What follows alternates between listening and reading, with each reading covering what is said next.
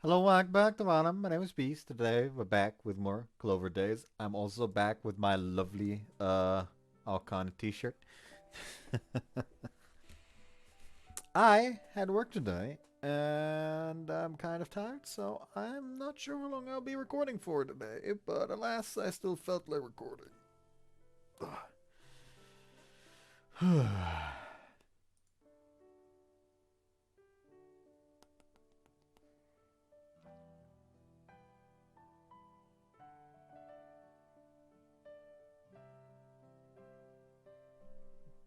Actually zoned out there for a little bit. Sorry about that. That was fucking weird. Anyways, let's just move on. This happened a few days after Heikino and Hikaru informed us that they would be moving. I was heading to the secret base after school as instructed by Hekiru. ユウ、来てくれたんだ。Where's everyone else? いない。ユウと二人きりでお話ししたかったから。Her expression looked unusually different. Her face was red the same way Anzu's was when she was embarrassed and she was fidgeting. ねえ、ユウは私のこと好き？ That's Hikaru. That's Hikaru.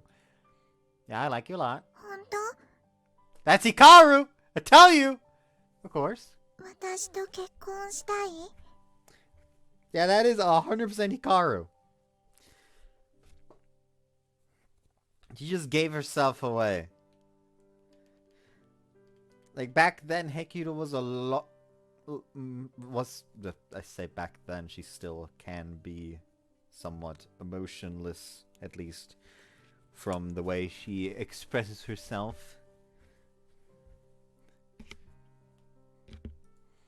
Sure.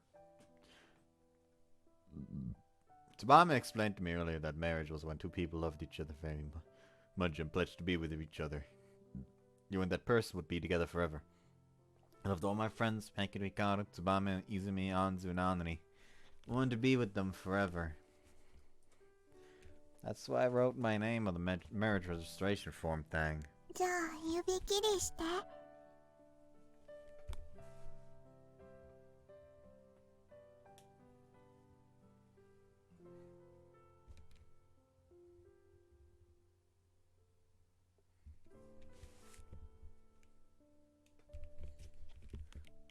What are we gonna promise? 大きくなったら私をお嫁さんにするって約束して。そうすればまた会った時に一緒に遊べるよ。I already wrote my name on the marriage form thing. あれはダメ。本当の証にならないの。ユウと二人の秘密の約束したいの。他の子と一緒じゃやだ。Hold on, actually. No, I feel like checking something real quick.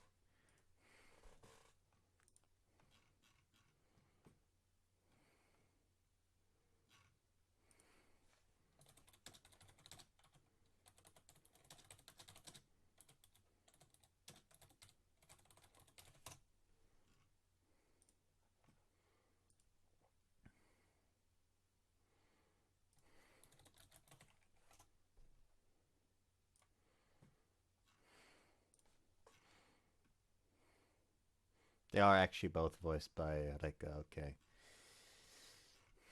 Just wanted to make sure because that would have been a very fucking easy way to figure out which one was the outlier. It's like,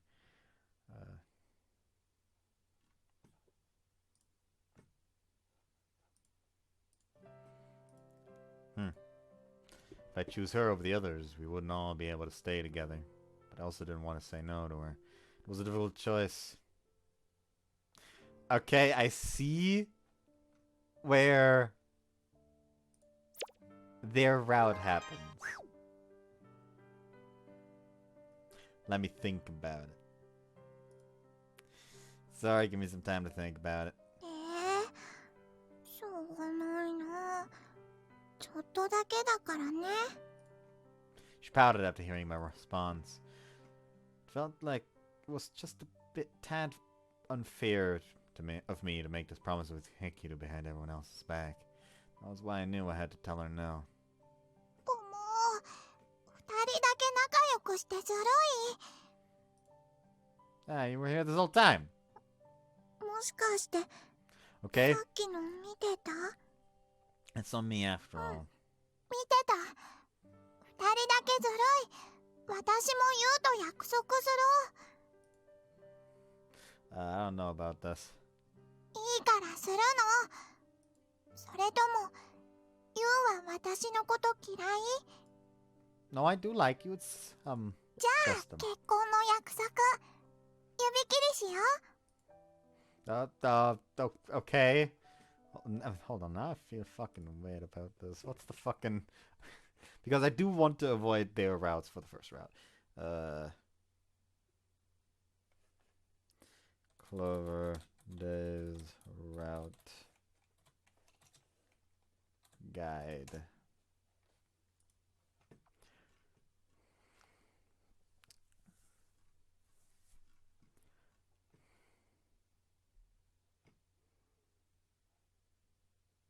Cancel. Okay, yeah, just saying okay is their route.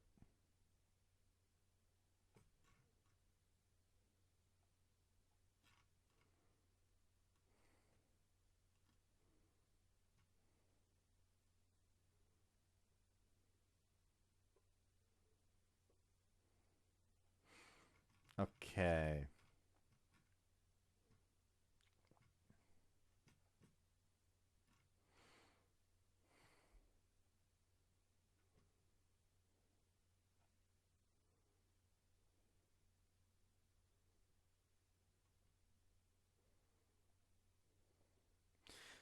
This fucking guide apparently says the route order ought to be Hekiru, Hikaru, Izumi, Tsubame, Amini, Anzu. Specific because Anzu has, according to him, important plot-related background information that makes it feel like the true route. Nah. あ、先にずるい。私もする。Hekiru took my hand and twined a little finger around mine, which prompted... Hikaru took my hand and twined a little finger around it, which prompted Hekiru to forcefully twine hers around it as well. Things turned out to look chaotic, but I wonder if this would mean that I could play together with them again. If possible, I'd want us all to play together, not just the three of us. The day after I made that secret promise with Hekiru and Hikaru, we held a farewell party for them at our house. That allowed us to say our goodbyes and cry. ヘキルちゃん、本当に行っちゃうですか？うん。パパと一緒に海の向こうで絵を描くの。そうですか。なら仕方ないですね。なんや、寂しくなるな。帰ってきたらまた一緒に遊ぼうね。うん。またツバメと一緒にムンムンする。二人とも私との決着がついてないんだからすぐに帰ってくるのよ。いい？それはどうかな。父さんに聞かないとわからないよ。何よそれ。帰ってこいったら帰ってくるの。出ないと。泉、泣いてるの？いや、泣いてなんかいないわよ。バカ。泉ちゃん、鼻水垂れてるよ。はい、チーンして。お花が真っ赤。トナカイみたい。誰のせいだと思ってるのよ。Izumi yelled at Hekiru with her bright red nose and cheeks. Watched carefully from a corner of the room. あれ、ゆうちゃんは二人にお別れ言わないの？ No. Promised we'd play again yesterday, so this isn't goodbye. そうなんだ。ゆうちゃんも隅に置けないわね。それで隅に置けないはずのゆうちゃんはどうして部屋の隅で一人きりでいるのかな？ Wow. Even though I promised to meet again, I'm still sad they're going away. そっか、ゆうちゃん男の子だもんね。みんなの前で涙は見せられないか。えらいえらい。Can I ask a question, Asarin? うん？ When are they gonna come back? Sometime next year? どうかしらね。いつも以上に長くなるって言ってたから。もしかしたらゆうちゃんが大人になるまで戻ってこないかも。That's gonna be a really long time. ええ、長いわね。泣きそう？ Oh, I'm a boy, so I'm gonna stay strong. 意地張っちゃってかわいい。どれどれ、おじさんのおっぱいで慰めてあげよう。うりうり。I didn't know what was so funny, but she immediately hugged my head into her chest. How was she able to smile like this at a farewell party? Did becoming a grown up give you the ability to smile when faced with a sad situation? そうだ、ご褒美にいつまでもお友達でいられる方法を教えてあげましょうか。 That's possible? あるわよ。方法は簡単。ヘッキーたちにお手紙を書けばいいの。Letters. メールは楽でいいけど味気ないし、何より手元に残らないしね。その点、手紙はいいわよ。相手を思いながら一文字一文字丁寧に文を綴る。手紙が手元にあることで相手のぬくもりも感じられるし、恋文って響きも素敵よね。Now, considering the usual way she acts, that is a surprisingly romantic outlook. ゆうちゃんにはちと難しかったかしら。とにかく時々でもいいから相手と連絡を取り続けること。それが関係を長持ちさせる秘訣よ。わからないことがあったら何でも私に聞きなさい。手取り足取り優しく答えてあげるわよ。Okay, thanks, Asarin. Asarin sensei. アスリン先生か。悪くない響 He's きね。 at fault. He's at fault why she now gets to corrupt the next generation. That was a new discovery. I didn't know there was a way to stay friends even while apart. This way I wouldn't be sad. Everyone else was crying, but I'd be able to say goodbye to them with a smile. 何よそれ。 Izumi? I heard a loud shout coming from the living room. Quickly turned around, I saw Izumi and Hekiru having some sort of argument. But upon closer inspection, Izumi seemed to be the upset one, not Hekiru, just stared at you confusedly. どうして怒るの？どうもこうもないわよ、このバカ。泉ちゃん、落ち着いて。 What happened? ヘキルちゃんが、そうよ、こいつがどうしてみんなが泣いてるかわからないって言ったのよ。 Do you really not know? ユウは知ってる？どうしてみんな泣いてるの？ Well, duh, they're crying because they're sad that you're leaving. 寂しい。ヘキルちゃんは寂しくないの？もう会えないかもしれないんだよ。よくわからない。わからないって。みんな、ヘキルを責めないで。私たちは友達を作っても、すぐに別れなきゃいけないの。だから何？私たちはもう用済みだから涙もいらないってわけ？なら、どうして近づいてきたのよ？すぐに捨てるつもりなら、最初から友達なんて作らなきゃよかったじゃない。泉。もういい！あんたなんか、どっか行っちゃえ！二度と帰ってくんな、バカ！泉ちゃん！ She bolted out of the room, tears pouring down her cheeks. Tsumame hastily followed after her. 泉、どうして？ Hekiru simply looked puzzled at the door. Simply looked at the door, puzzled. He didn't seem to even understand why Izumi got so upset.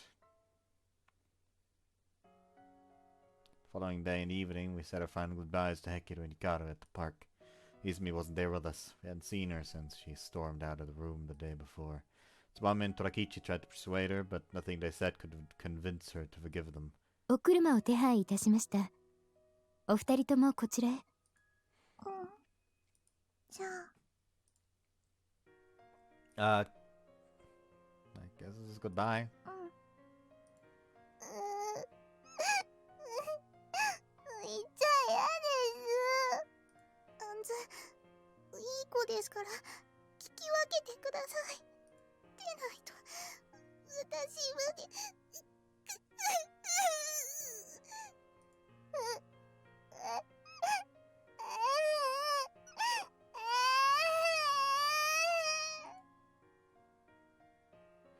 Well, they hadn't known each other for long. Hekido was Anzu's best friend. They'd been practically inseparable. But now they had to say goodbye. My sisters wept and wept, but all I could do was stand beside them silently, clenching my fists. I held back my tears. I was their big brother, so I couldn't show any weakness around them. I had to act tough. Promised them we'd see each other again, and Austin even taught me a way to keep in contact with them after they moved. So I didn't need to cry. I had to wave them goodbye with a smile on my face. どうしたのヘキル。動かない。なんで She tried to move her limbs up, but found herself stuck where she stood, petrified. All of a sudden, teardrops began to fall down her cheeks.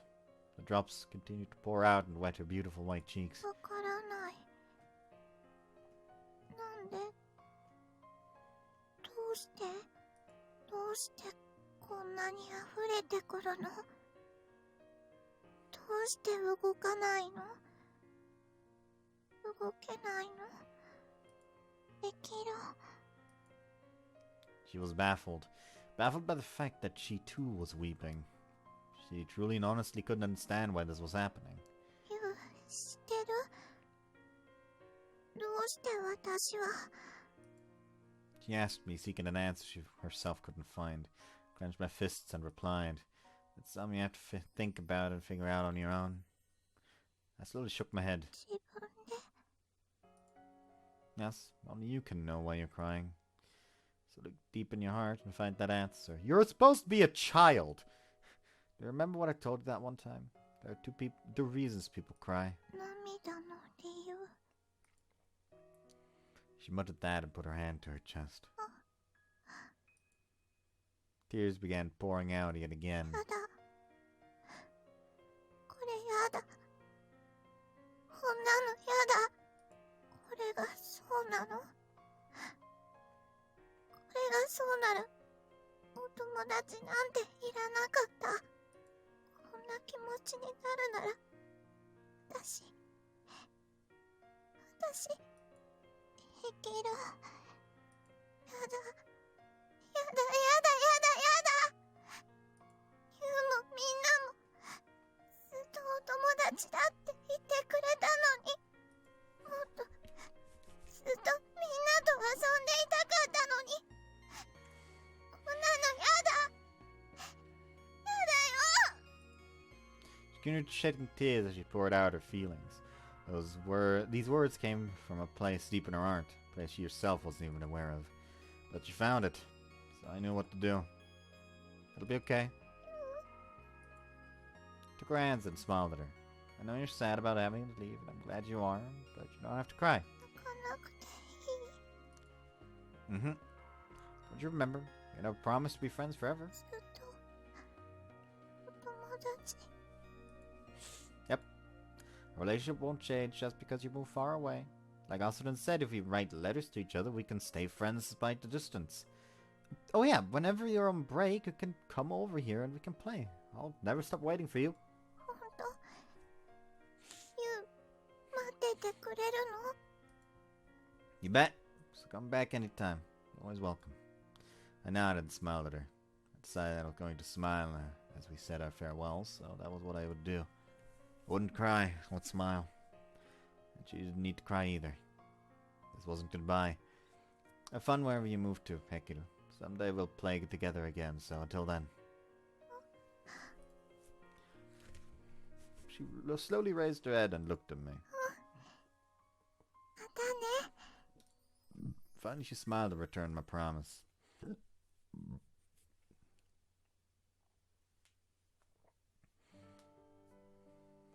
few days passed after that, and life returned to normal. But that normal didn't include Hekiru and Hikaru. It was normal, but not normal. We were moping around, a day passed, and a week, and before I knew it, it had already been a month. Eventually we stopped going to our secret base because it would only remind us of them.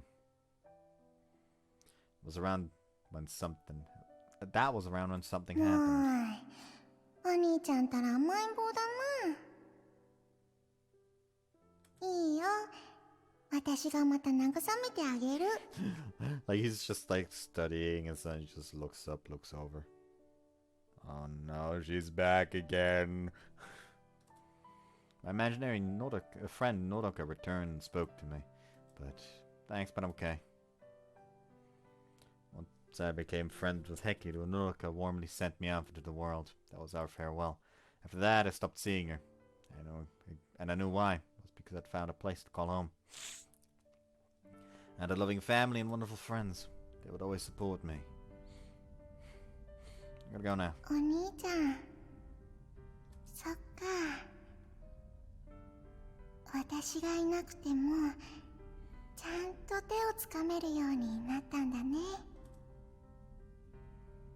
She smiled and quietly disappeared. The girl who was always there for me when I needed someone most was gone. That was fine. I had other people in my life.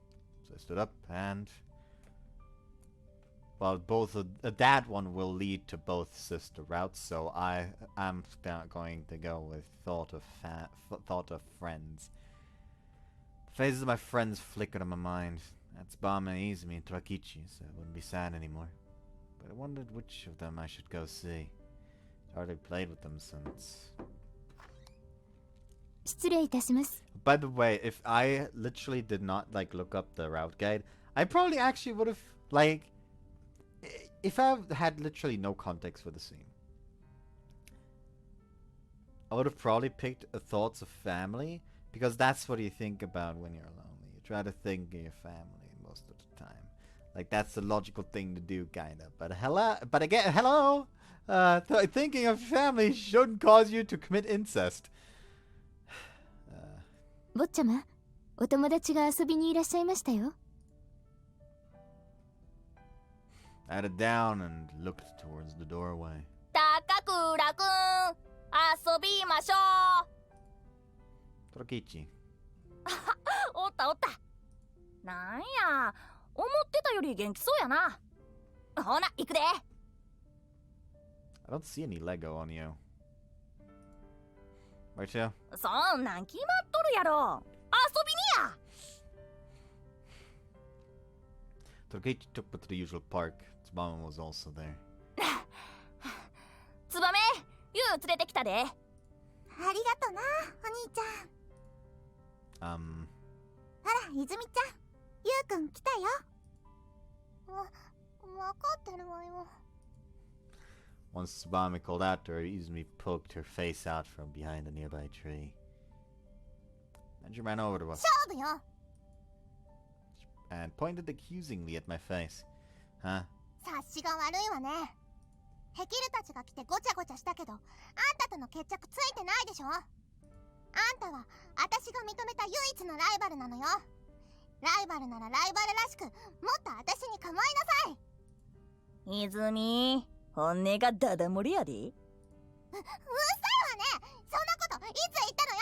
何時何分何秒地球が何回青かった日。 Sounds familiar. The earth is always blue, Izumi. そう信じて人類は進化を続けた。その結果、環境を破壊され、 This has happened 海は before! された。ダメ、汚さないで。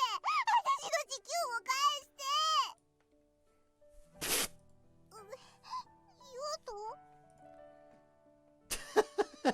You're so dumb. 誰がバカですって。バカって言う方がバカなのよ。バカバカ。 And that makes you an idiot too, since you just called me an idiot. ユートのくせに生意気な。あんた本当にああいうばこう言うとね。ツバメ、座布団全部持っていっちゃいなさい。なんで持っていくのよ。お願い、返して。私の座布団返して。地球も返して。 You're so funny. 面白いより可愛いって言われた方が。 What was that? なんでもないわよ。とにかくこっちに来て勝負よ。今まで休んだ分、今日は多めに構ってもらうからね。ほな、ワイが審判務めたる。虎吉特選5番勝負でどや。望むところよ。 They all ran off excitedly towards the square. I never said I was gonna fight her. でもゆうくん楽しそう。 Yeah, I guess I am. I was smiling brightly. It had been a long time since I'd felt this much enjoyment. ありがとうゆうくん。 What for? ゆうくんのおかげでいつみちゃんも元気が出たみたい。あの日からずっと落ち込んでたから。 Oh, why'd I forgotten that? I wasn't the only one who was sad. They were too. It made me feel good knowing that I'd cheered up Izumi, though. I didn't want to see my friends sad. I would do whatever I could from then on out to help them. ゆうくんも平気？ Yeah, thanks to you guys. そっか、よかった。 Thanks for bringing me to see Izumi. おせっかいじゃなかったかな。 No, of course not. Unless you can't thank you enough. もうゆうくんたら大げさだ Just tell me if there's anything I can do. I'm glad to help. な。なんでもなら、そのキス。A kiss? なんでもない。気にせんといて。 Okay. おい、何考えてるんやろ。うちおかしいんかな。よーし、準備完了や。二人ともはよ来いや。つばめちゃんは私の応援よろしくね。私ゆうくんを応援したいな。そんな、ゆうとにつばめちゃんが取られた。こうなったらつばめちゃんをかけて勝負よ。面白くなってきたな。ええで、勝った方にワイの妹と遊ぶ権利をやろう。お兄ちゃん、勝手に決めんといて。 Alright, I'm ready to do this for Tsubame. ゆうくんまで調子に乗って。もう。ぐぬぬ。なんかイチャついてる。ゆうと、早くこっち来て構いなさい。来ないと泣くわよ。 Ah, I'm coming, don't cry! The sweltering sun beat down from above and a moist sea breeze blew by from the ocean. Summer was fast approaching. I wonder what season it was where Hekia was. As I rushed over to join everyone, I mused about what to write in my next letter to her.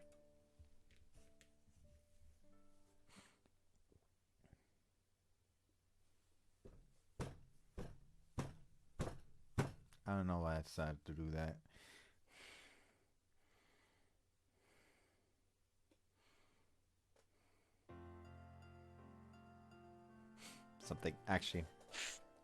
Something funny that actually happened at work today. I had like a bunch of time left before I actually had to start putting the vegetables away for the day. So I was just going around essentially just like pulling all the 6-packs of beer and shit like that all the way to the front of the shelves and shit like that. And I look over to my left, and it's just a kid is just like staying all fucking stanced up, just staring at me. And I just look over and just like nod at it, like, hey yo. Just tried to continue doing what I was doing. And the kid just like, after I nodded, just like went away, but then like stopped and stared at me all stanced up again. But now from a spot where it just barely, where I only just barely saw it. So I just like went around the corner to see what the fuck's happening. Turns out the kid's father had been looking for the vinegar, but was unable to fucking find it. And I don't know if the kid was like trying to get my attention to help his dad or something, but it was still a very funny situation because the kid really was just like standing there, stanced up and staring at me. And it's the weekend following the opening ceremony, and I'm at the local church near the park. We attend mass together as family every Sunday. This holy space is enshrouded in an reverent silence. My sisters sit next to me, eyes closed, offering their prayers. However, I'm spending this time recalling my dream from last night. I don't know why I'm decided to read that like that. That was weird. I did in fact promise to marry Hekido, but and it was a separate promise from the one I made with everyone. It was just just the three of us. Granted, it was nothing more than an innocent remark I made when I was too young to know better. There's nothing more legitimate than the promise I made with the others when we all scribbled our names on the form. It wasn't serious, so I should just what? Tell her that it was a dumb little thing we did as kids, so forget it even happened. Nah, that's too self-serving. Heikito remembered that promise. She stowed it deep in her heart and cherished it all those 10 years. Even now, she still harbors those feelings for me. And I want her to respond with sincerity. But what do I tell her? Fact is, I haven't thought of what to say. God never gives me answers to the hardest questions in life. 俺たちは屋敷に戻る。公園の清掃しっかりやるんだぞ。はいです。ではシオン、車を回してくれ。That is a very nice casual outfit on Shion. かしこまりました。3回転半でよろしいでしょうか。物理的に雑技団もびっくり。Once mass is over with, Dad and Shion exchanged their usual banter before heading on home. The three of us were waving them goodbye, then take steel grabbers and trash cans and gather in front of the fountain. では、お掃除スタートです。 Alright. Trash pickup at the park is a regular thing to do after mass on Sundays. A few years ago, Anzu mentioned wanting to volunteer for the church, and Andri and I ended up joining her. Kind of ironic that she was the one who first expressed interest in this, given her current state.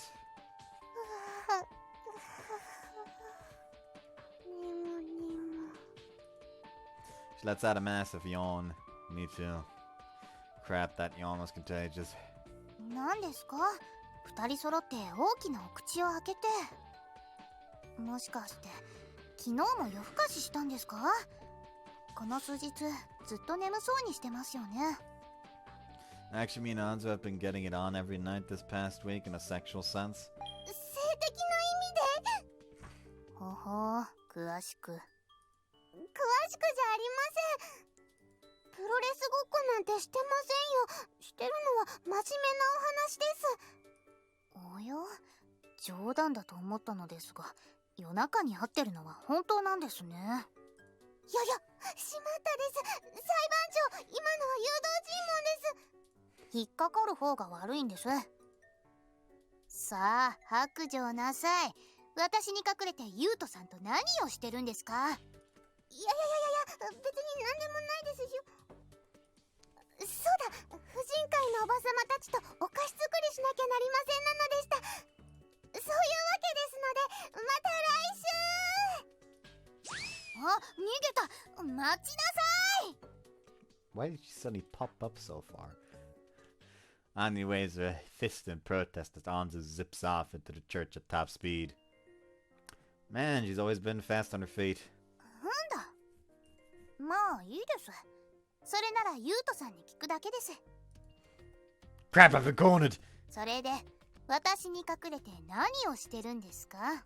まさかとは思いますが、本当にプロレスごっこをしてるんじゃないでしょうね。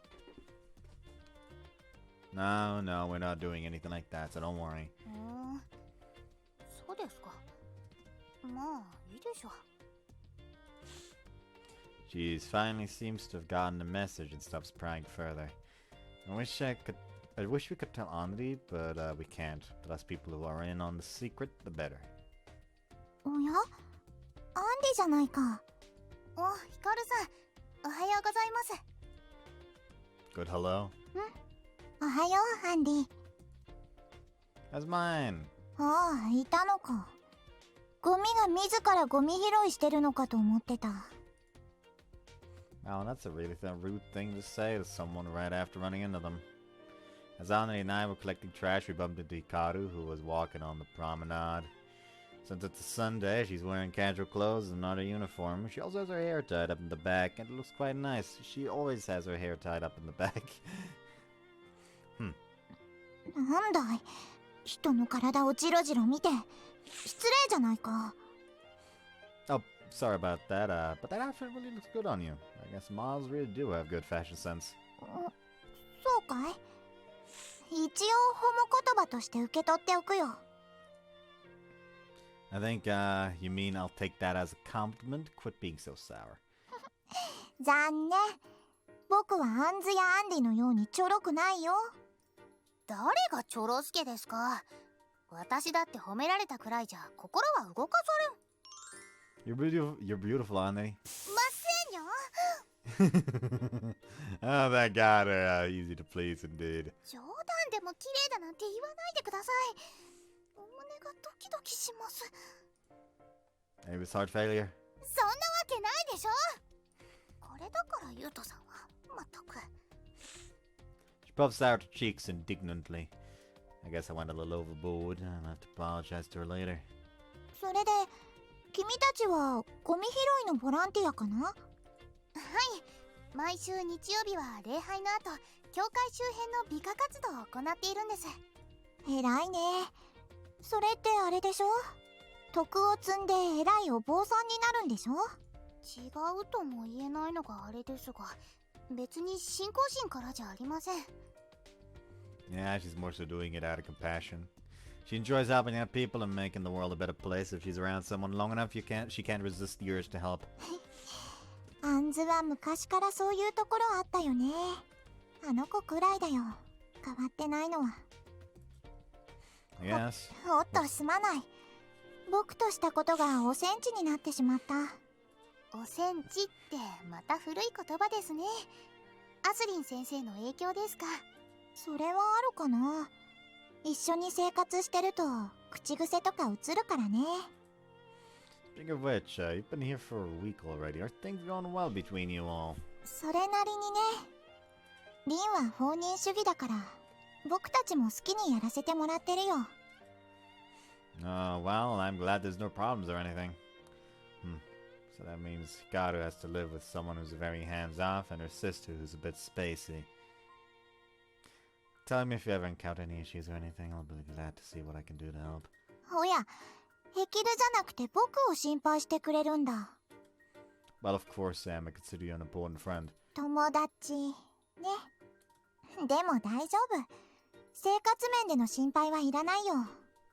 こう見えて僕、料理とか得意だから。 Really? And I've been just the domestic type.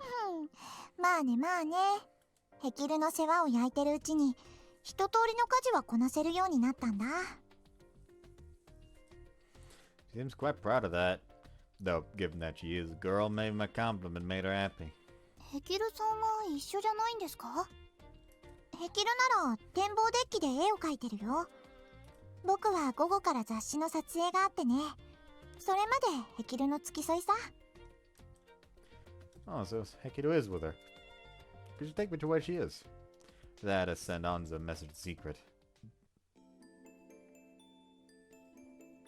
Once we got to the observation deck, I spot a familiar face. She's wearing casual clothes and has a huge canvas on an easel in front of her. She's drawing a grey sky and the port sinking in the darkness. But the real sky is currently as blue and clear. Probably probably the depression from the hideout being gone. Sorry, am I bothering you? 今日は筆が乗らないからいい。 She shakes her head lifelessly and begins putting away her drawing tools. She's a straightforward girl, and that aspect of her personality shows in her drawings. She conveys the darkness in a heart through a grey, dreary sky. I don't know much about art, but that much I can tell. Considering I forgot our childhood promise, I doubt any words of consolations I could offer would reach her. Still have to do something. So I will. いやいやいやいや、皆さん大変です。大変なんですよ。どうかしましたか？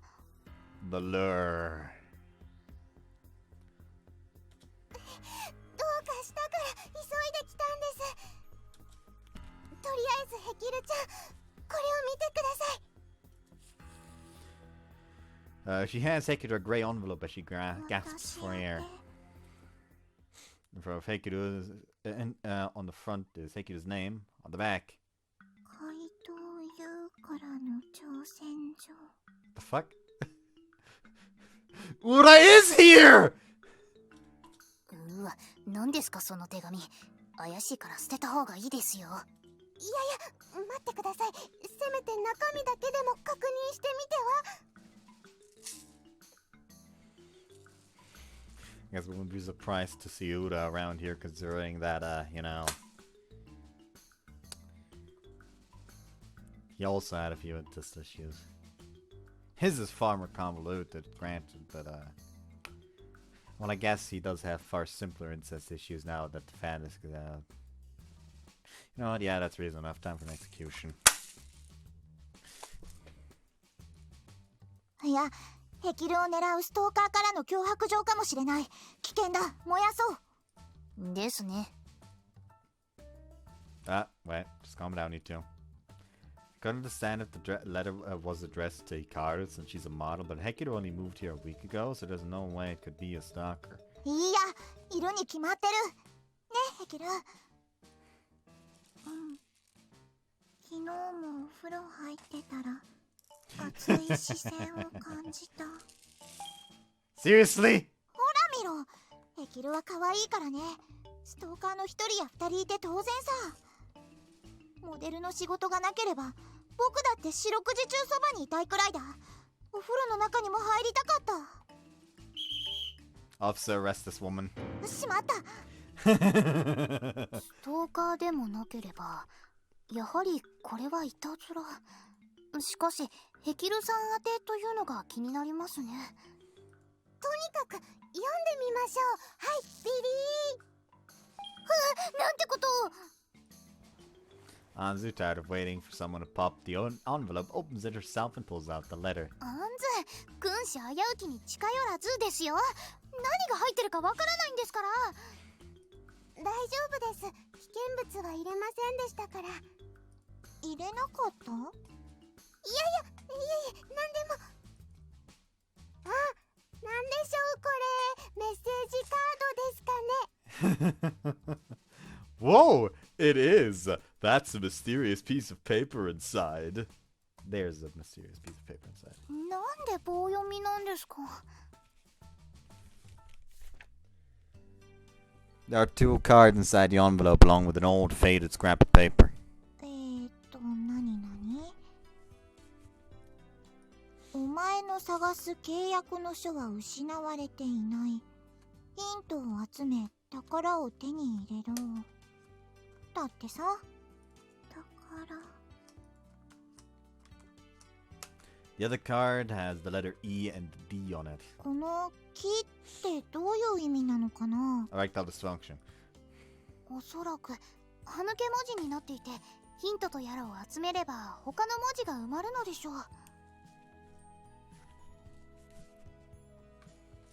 こっちの紙には地図が書いてある。 Hekiru spreads out the folded note and holds it up to show us. Like she mentioned, it's a map of the city. これ本当に地図なのかい？線がヨレヨレで縮尺もおかしい。子供の落書きレベルだよ。字も汚いですね。かろうじて日本語として読めますが、あれ？この字は Eh? That's a map I drew as a kid. やはりそうでしたか。見たことある字だと思ったんです。道理でセンスがないはずだ。ゆう絵が下手だからな。 Hey, shut up. でもほら、個性的な字からは筆者の努力の跡が読み取れて、大変心打たれるものがありますよ。星2つです。A harsh rating considering the kind review, thanks. 確かにこの地図にも見覚えがあります。子供の頃、ユウトさんたちと一緒にゲームの真似をして遊んだことがありましたね。Yeah, that was it. Got the idea for a popular RPG at the time and drew an adventure in a notebook. Thought for sure that notebook was gone, so it's a little crazy to see it pop up here. なるほど。街の地図、契約の書、歯抜け文字の先にあるお宝。それら3つのヒントから導き出される答えは、やはりいたずらですね。切り刻んで燃やしましょう。待って、もうちょっとだけ待って。何ですか、声を揃えて。 Whoops. 仲良しですか？ We are both brought virtually to tears by Anri's harsh judgment. Crap, Anri, you're much more distrusting than I thought. Our plan is doomed. 回答言うね。アンリ、メッセージにわざわざお前が探すって書いてある意味は何かな？そうですね。おそらくヘキルさんが探しているもの、もしくは欲しいものがお宝として隠されて。どうしたの？このお宝ってもしかして婚姻届のことでは？ん？今、冒険の旅が始まる。Adventure time. いやいや、予想以上の食いつきです。そうなるでしょうね。ですが、あくまで可能性の話ですよ。本当に見つかる保証はどこにもありません。それでもいい。可能性が少しでもあるなら、それにかけたい。ヘキルさん。ヘキルはやる気みたいだね。撮影までの暇つぶしにちょうどいい。僕も付き合うよ。ありがとう。ヒカル大好き。もしもしマネージャー？うん、そうそう。今日の撮影キャンセルで。What? How'd you contact them that fast? いいんですか？仕事を放り出して。いいに決まってるだろ。僕の人生における優先順位は1にヘキル、2にヘキル、3子もヘキルで5に仕事だ。Wow, I already had a hunch, but she's got it bad. I wonder what caused her to turn out like this. ヒカルさんはヘキルさん中心に生きてるって感じですね。そりゃそうさ。ヘキルは僕の大事な姉だからね。尽くすのは当たり前だろ。アンリだってお兄ちゃんお兄ちゃん言っていつも言うにべったりじゃないか。それと同じだよ。それは昔の話です。今は。卒業したって？それならせっかくの日曜日だというのに一緒にいるのはなぜだい？休みの日は普通彼しか友達と遊ぶもんじゃないかな。そんなことありません。一日中ネットを見たり家族と一緒にいるのも立派な休日の過ごし方です。Browsing the web all day isn't exactly the definition of fulfilling. Oh, is it, you piece of garbage? You wanna fucking go? Fuck you!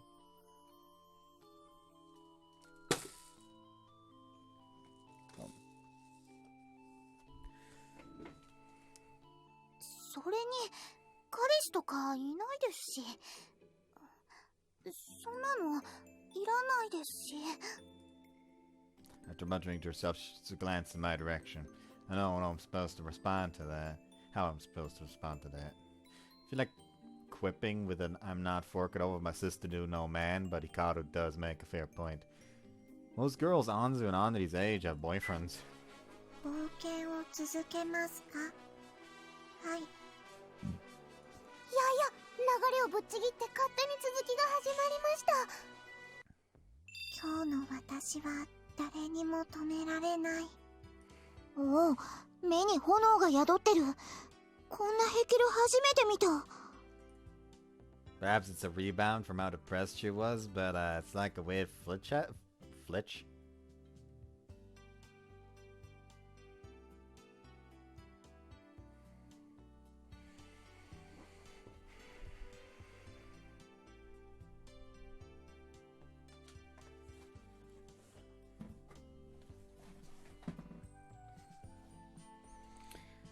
Good night.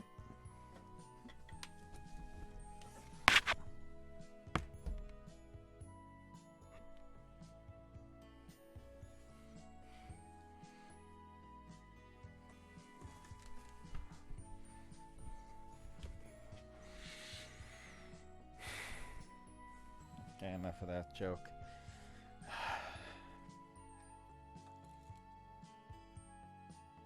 I saw a wooden spoon.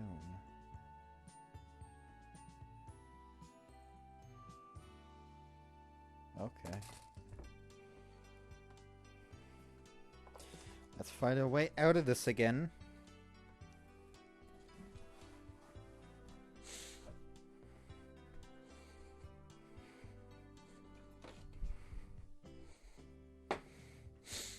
Anyways. Perhaps it's a rebound from how depressed she was, but it's like a weird flip.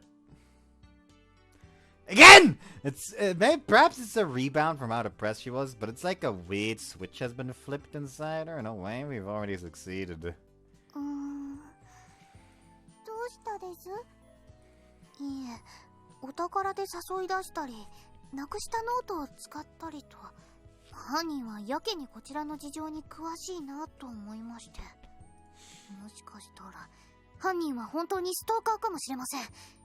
やはり焼却処分をした方が。どうしました？一人打ち上げ花火ですか？風流ですね。Damn it, I gotta convince Anri, otherwise our plan will be ruined. Anri, use your head. It may be suspicious, but conversely, there's a strong possibility the treasure is real. と言いますと？ I had possession of the map I thought I'd lost. So it follows that they may also have the marriage room we thought was lost at the secret base. See what I mean? そうかもしれませんが、犯人の意図がわかりません。どうしてわざわざ宝探しなんて手の込んだ真似を？ Use your brain! By fucking God!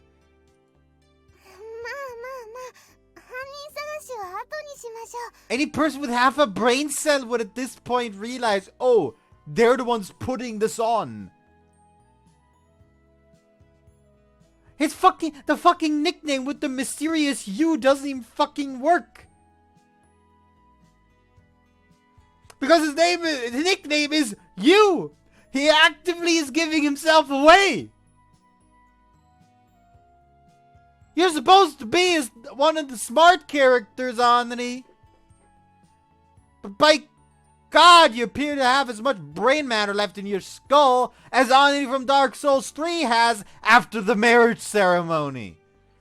That's not some weird, like, fucking misogynistic comment that you stab. First off, if you have a female character, Anri is male. Second off, the marriage ceremony is actually just staring a sword into their head, so, you know, it just destroys the brain matter. Anyway. それより早くお宝を見つけに行きましょう。でないと、ヘキルちゃんが一人で冒険に旅立ちそうですよ。洞窟王に私はなる。I know. Yeah, that sounds heinous. Well, digging for treasure chests in RPG is a bit like grave robbing, I guess. 正直怪しすぎて気乗りしないのですが。You know what? At this point, just drag her aside and just 手伝 fucking ってく tell れな her. いの？アンリがいてくれると100人力。パーティーに頭脳明晰な賢者は欠かせない。 She's clearly no clear-headed sage considering the stupidity she's currently putting on. 賢者さんですか。先ほどの推理も冴えてましたし、アンリにぴったりですね。Agreed, plus a female sage gives off a really mature vibe. 賢者、大人の女性。そこまで頼まれたら仕方ないですね。及ばずながら手を貸しましょう。よろしく。イエス。Anri finally accepts with surprising enthusiasm too, and shakes Hekito's hand. And at that moment, an easy to please sage was born. ではまずは地図を解読しましょう。ユウトさん、説明お願いします。Got it? I'd like to, but I don't really know what it says myself. なぜですか？書いでしょ？ Yeah, but that was 10 years ago. It's just symbols. I have drawn it, but as Hikaru mentioned, I sucked at drawing, and faded writing is illegible. But I do know the location that the symbols correspond to. Symbols are drawn in numerous locations on the map. There's a cross where the park is now, and where there are lots of buildings drawn, there are circle marks. Where the secret base was is a treasure chest and an X mark. There's a plant drawn near the shopping near where the shopping center is, and a skull mark at the school. 手がかりはこの地図だけですし、マークが書かれたポイントを巡りましょう。ポイントごとに隠されているであろうヒントを集めれば、おのずと宝のありかがわかるはずです。おー、さすが賢者アンリです。頭脳も体も大人な私に任せれば、これくらい楽勝です。 You think you've already solved it? Come on, the adventure's just begun. 高倉優斗先生の次回作にご期待ください。 Hey, we're not finished here. じゃあ次行こう。ワクワク。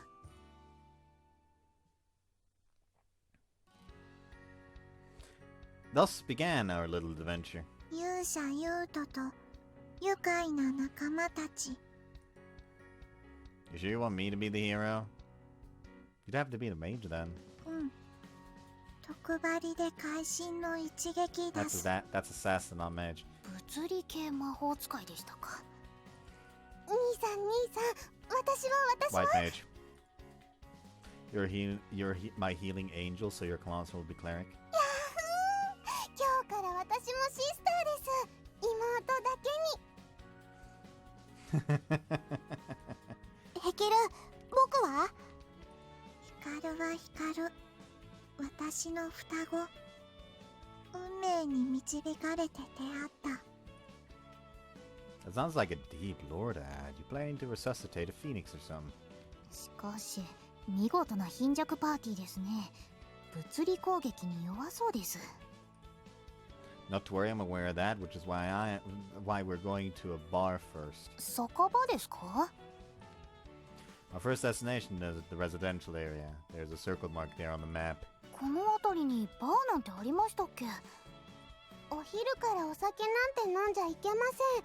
パパみたいになるですよ。Don't worry, it's not a bar that serves alcohol. I laugh and point out a two-story house. It's a perfectly normal built-for-sale house. There are countless others like it, but the gate is distinctly different from the others, which isn't surprising given which house this is. Let's summon our companions. The hero rings the bell. はいはい、今出ますよ。 Hear the voice of the person living here via the doorbell. The door opens and out steps. 新聞さん、すんまへんな。うちはデイリースポーツしか撮らへんのよ。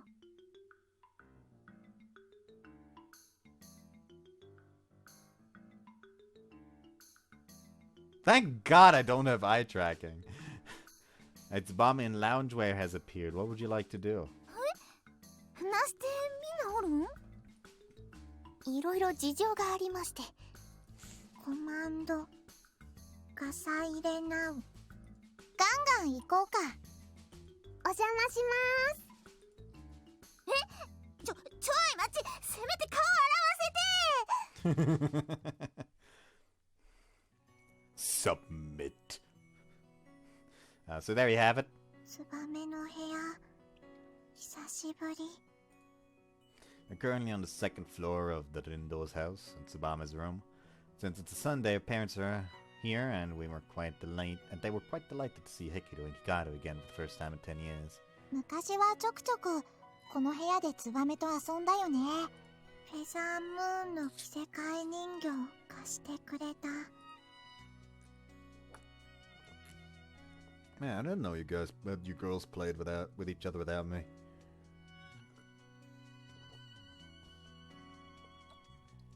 I always played in Torakichi's room, so it's really been a long time since I've last been in here. Rosie's scent is coming from the corner of the room. The aroma from perfume, perhaps, maybe? Also, the interior has changed from when we were kids, too. It's really making me curious of conscious of the fact that I'm in a girl's room right now. お待たせ。 For too long, Tsubame returns.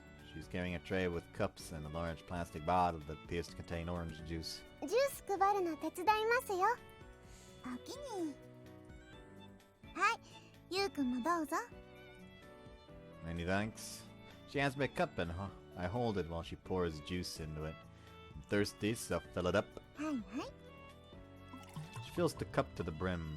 She's in loungewear, and this is her room. You know, Tsubame? Feels like we're a married couple who, when you pour me a drink like that. 嫌ですよ、あんた。連れ添って今年で30年じゃありませんか。 Oh, has it been that long? I must be growing senile. Tsubame started in, so I join in. しっ Started か it, so り I して join く in. ださいよ。まだまだ先は長いんですから。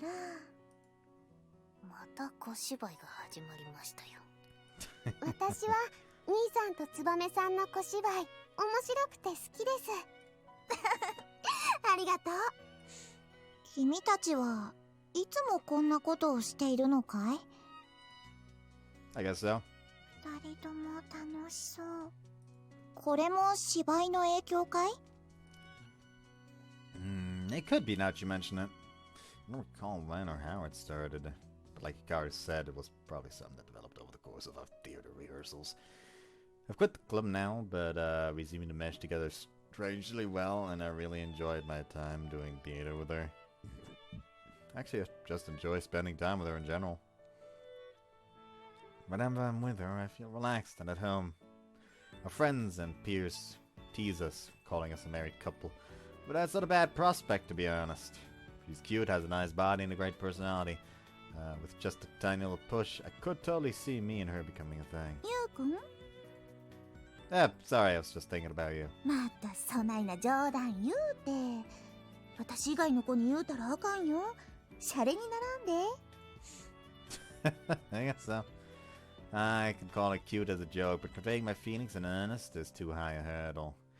I told her our relationship would never be the same. この夫婦いつ爆発するんでしょうね。君たちが仲良しなのは分かったから、そろそろ本題に入ってほしいんだけど。I'm sorry. So yeah, the reason we came here has to do with the thing I explained to you. うん。宝探しやったっけ？ほなお母ちゃん。お母さんに手紙が届いてなかったか聞いてくるね。その必要はあらへんで。お兄ちゃん。 Just as she's about to leave the room, Torakichi enters. He walks over to the window and then turns around. 話は聞かせてもろたで。自分らが探しとるっちゅうヒントの内容、この西の名探偵林道虎吉様がまるっと言い当てたるで。 Sorry, but we already have a talented sage, so your skills won't be needed. せやかて工藤。 What the hell are you calling Kudo? 何が名探偵だよ。どうせ先に封筒を見つけて中身を読んだのだろう。やめて、ネタバレせんといて。ワインの出番がなくなってまう。お兄ちゃん、ええ子やから封筒出し。はい。 He begrudgingly hands Tsubame the letter. Inside is a card that has the letters A and R on it. Combining it with the letters we got from the church, we have AR and ED. Ard. うにゃにゃにゃ。きのく。トラキノク。トラ吉の首。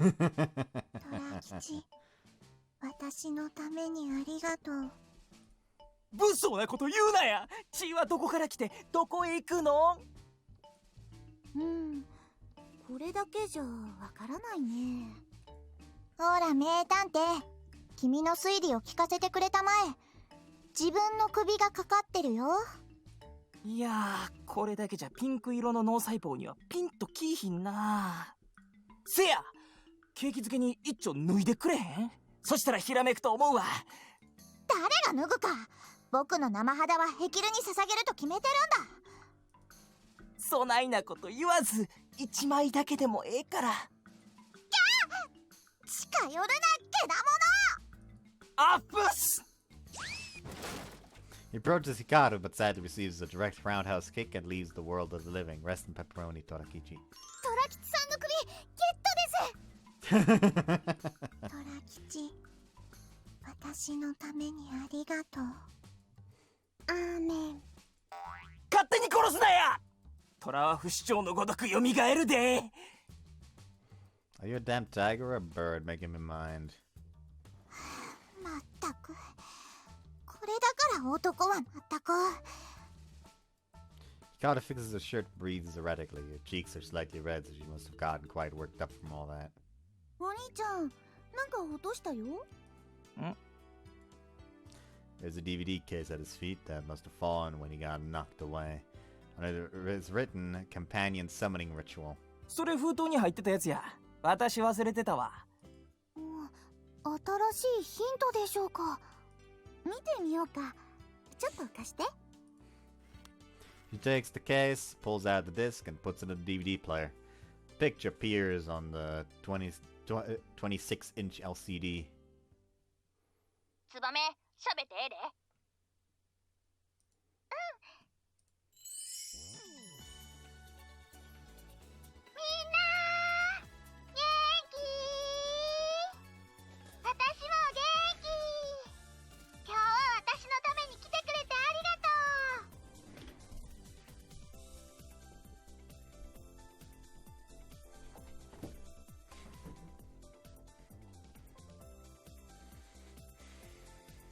Sorry, I'm just getting prepared for the fucking roller coaster that is going to be the rage Tsubame feels once the scene is over.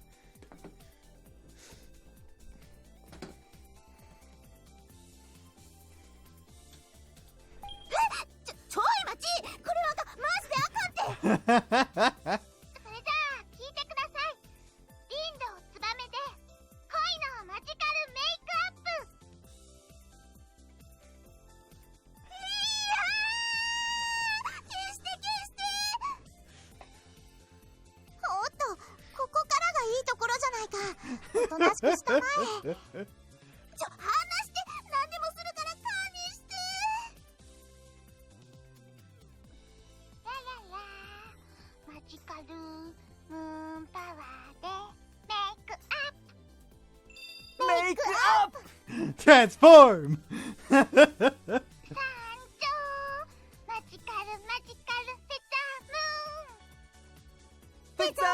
That's the moon!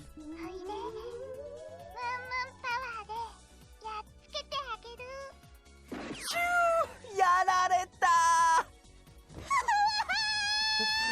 She's dying! 消されちゃいました。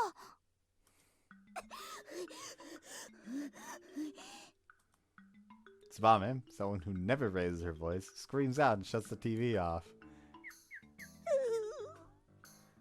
うち、もうやめに行けない。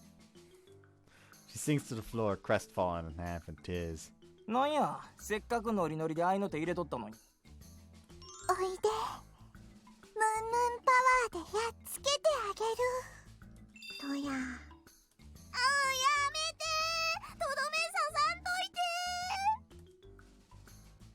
Look, don't let it get to you. We all did embarrassing stuff when we were kids. でも。And honestly, you looked really cute singing like that. ほんま？ Yeah, I sure do. Nothing to be ashamed of. ありがとう。ゆうこがそう言うなら気にしない He just turns it back on. She immediately panics again. Good girl. A smile reached out to rub Tsubame's head.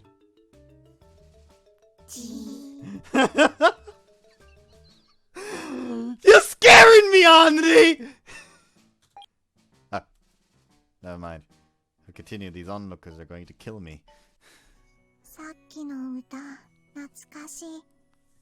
小さい頃、ツバメと一緒にマジカルフェザームーンごっこした。私も見てました。ムンムンパワーでメイクアップです。ツバメは昔からごっこ遊びが好きだったね。だから演劇に走ったのかい？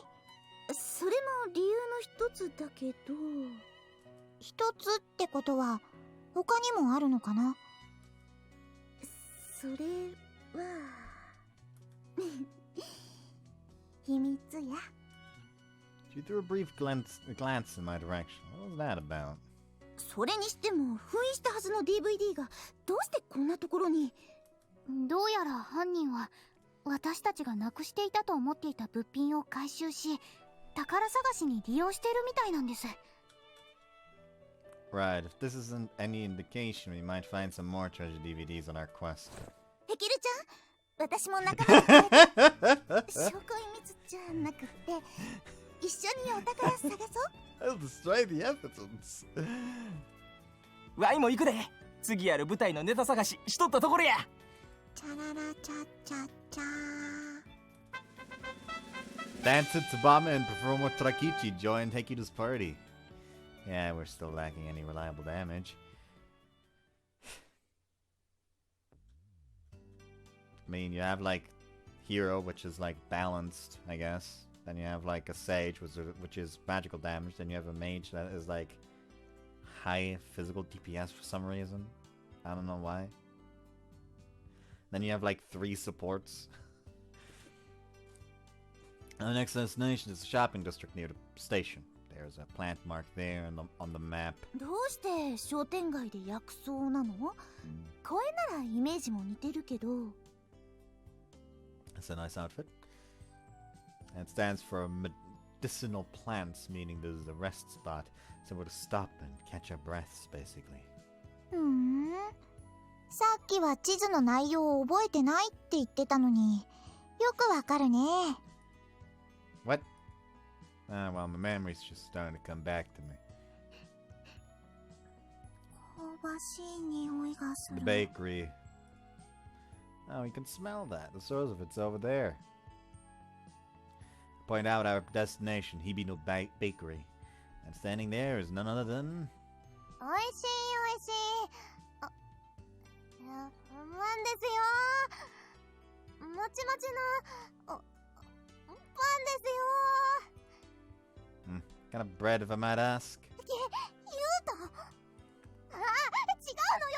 これは違うのよ。 What's this about? Izumi was standing outside the store doing some promoting, but when I came up, she frantically tried to cover the items in the cart. Still, I can see something else. The banner saying "Booby Bread" flutters grandiosely in the wind. ほっぱいパン？いやー、口に出さないで。これ Do も I need to たく censor 斬新なネーミ this? ングだね。 I don't trust YouTube. I shouldn't need to censor this. 違うのよ。私が考えたんじゃないから。おっぱいパンかいな。略してパイパ。妹パンチ。 Brother Punch! なんでや。パイパ？はいはい。あんずは気にしなくていいんですよ。泉ちゃん、このパンって。 Was this booby bread made using yours? そうそう。谷間に生地を挟んで、おいしくなーれ、もえもえズキュン。 Eh? って違うわよ。癖になるからやらせないでよ。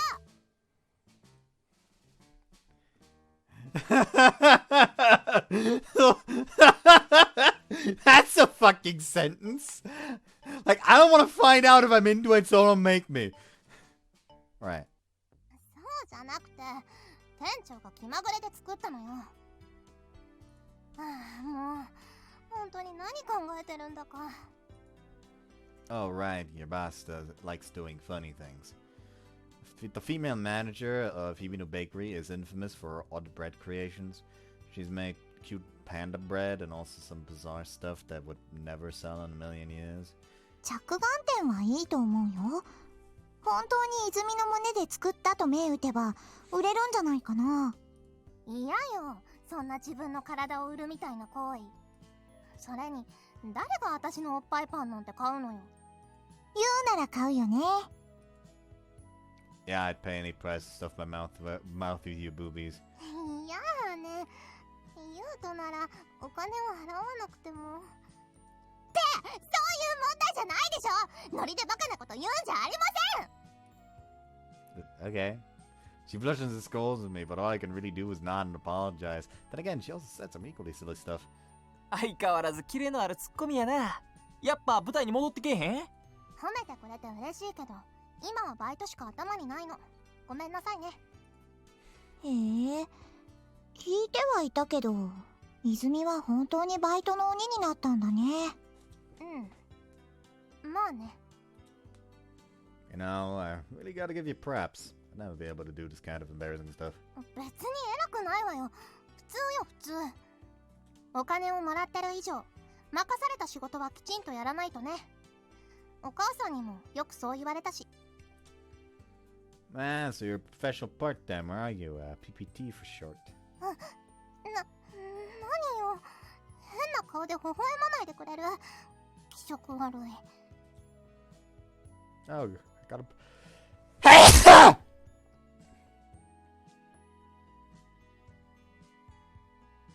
Oh, I got a blush out of her. Surprisingly enough, she gets bashful when you compliment her. Unlike with Hikaru, there's purpose in doing it. お店でもメイド服姿なんですね。ええ。むしろ学園でメイド服ってのがおかしいんだけど。Well, you look nice in it, so what's the big deal? 似合ってる。 Yeah, didn't I tell you that the other day? あれは新調したリボンが可愛いって言ってただけでしょ。 Oh, you remember that interaction. Great detail. 忘れるわけないでしょ。あんたとの大切な思い出を。 Are you okay? なんでもないわ。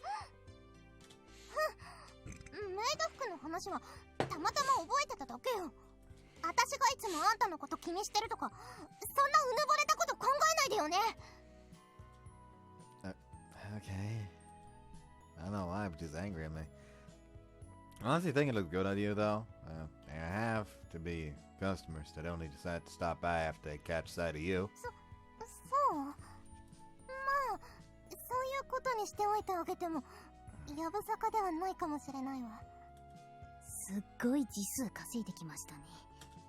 私も泉ちゃんのメイド服姿素敵だと思うよ。フリフリがすごく可愛い。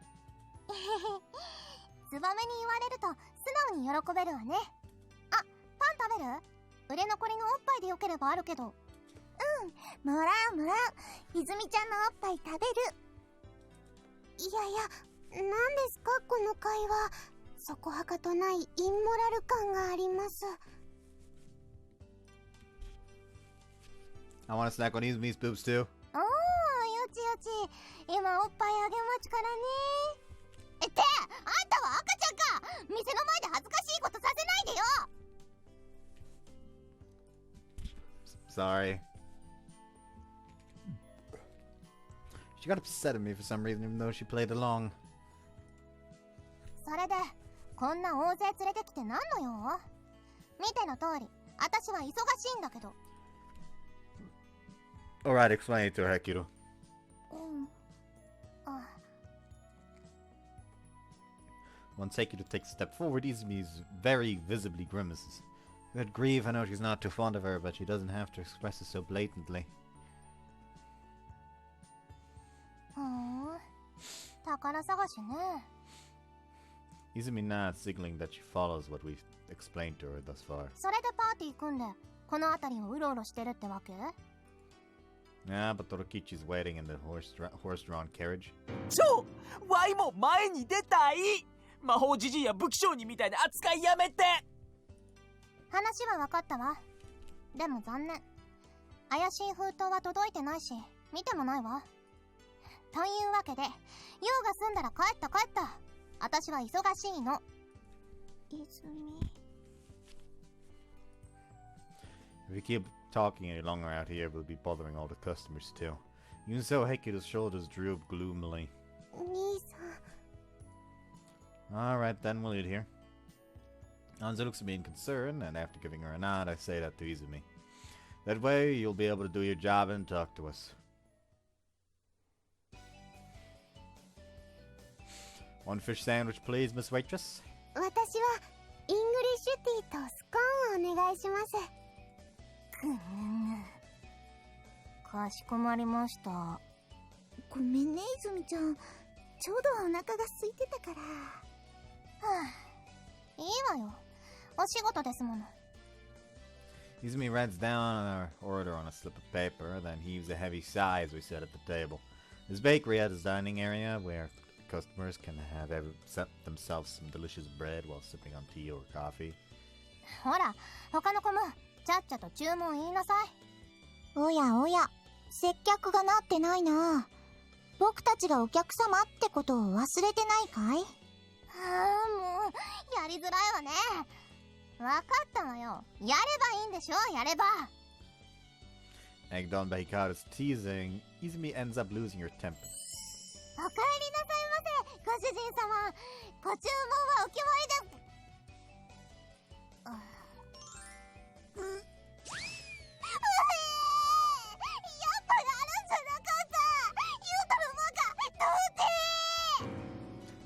What did I do to you? She ends up failing her coquettish lines and disappears into the store crying. Please don't shout virgin inside the store. You'll offend all the old ladies here to buy bread. 今の面白かったね。噛まなければセリフもバッチリだったよ。Try not to tease her too hard. She's a lot more delicate than she lets on. わかってるよ。昔からそうだったもんね。As an aside, the reason why she's wearing the maid outfit is because her boss has a thing for them. Making them act all moe moe while serving is another one of her interesting ideas. Izumi really does work here a lot. The pay must be good. ここも懐かしい。学校の帰りによくパンもらった。Isn't it weird how snacks always taste so much better when you're stopping somewhere on the way home? It wasn't just Hekiru and I, we all came here often to eat. The usual order was a fish sandwich. My usual order was a fish sandwich.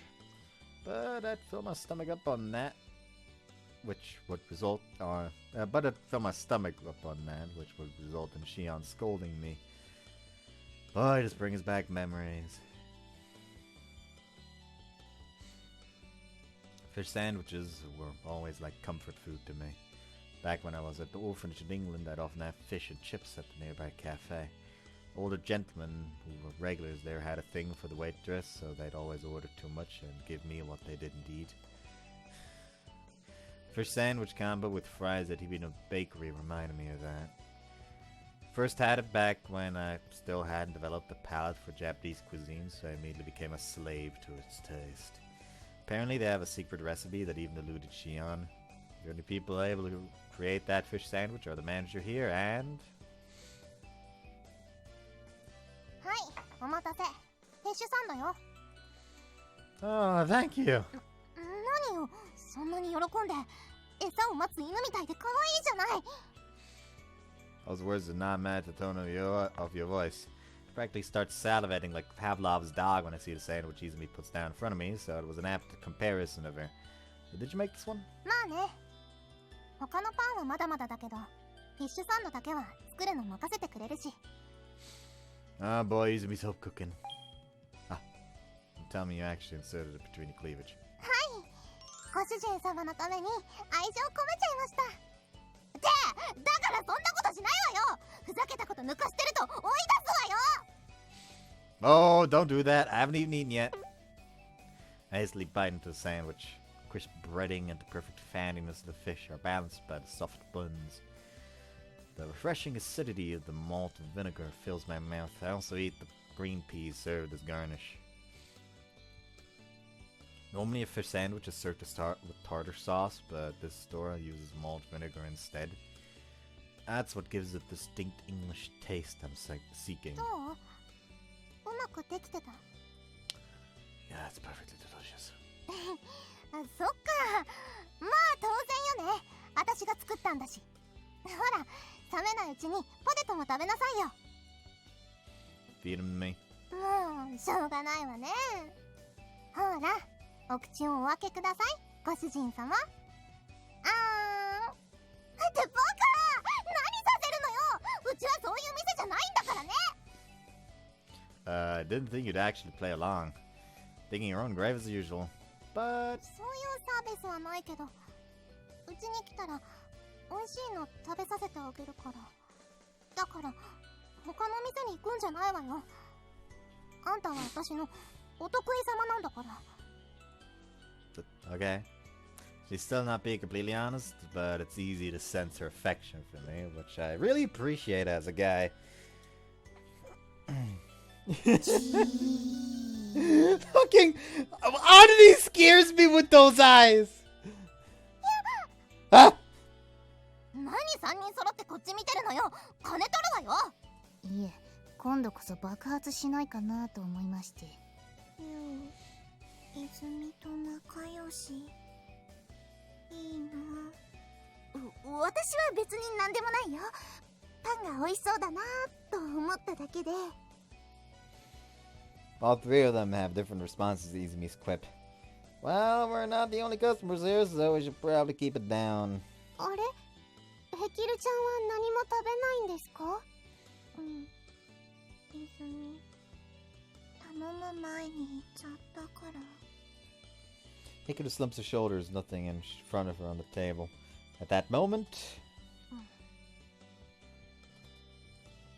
はい、これ。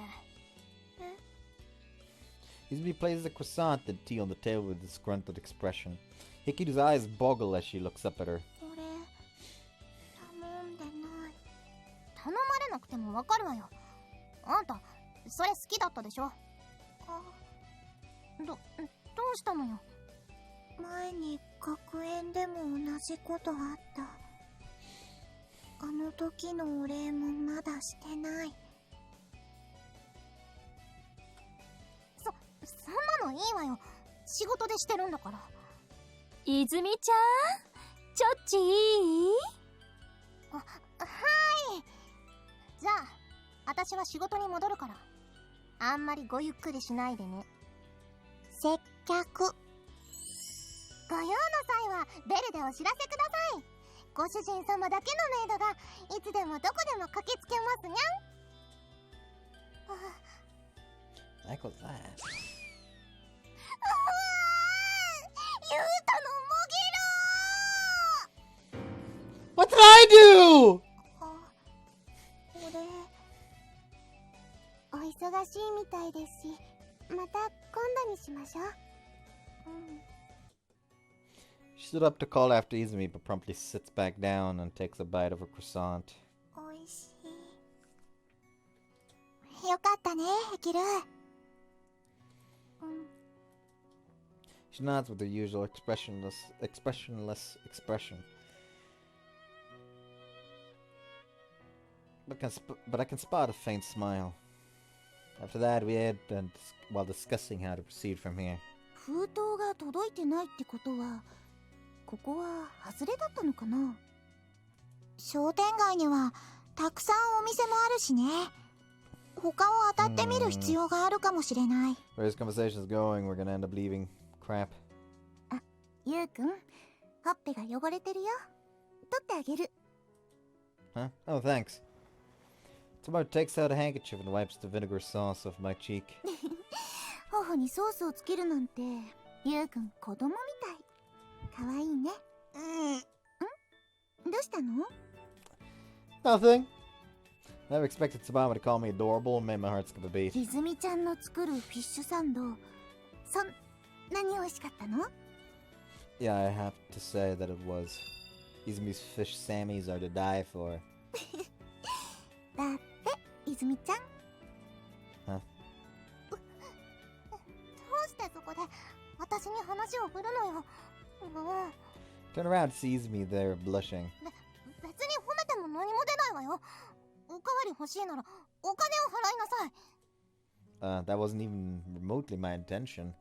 I really meant what I said. Your fish sandwiches are delicious. Thanks for always making them for me. 泉ちゃん、お顔真っ赤だね。うるさいわね。仕事してて体が温まっただけよ。So I'm teasing her only caused her face to get even redder. She's really an open book. That's exactly why it's so awkward for me in these situations. それより泉ちゃん、お仕事に戻ったんじゃないの？そうなんだけど、あんたたちの話を聞いた店長が心当たりあるって。心当たりですか？ええ。なんでも今朝店の前にこれが置いてあったそうよ。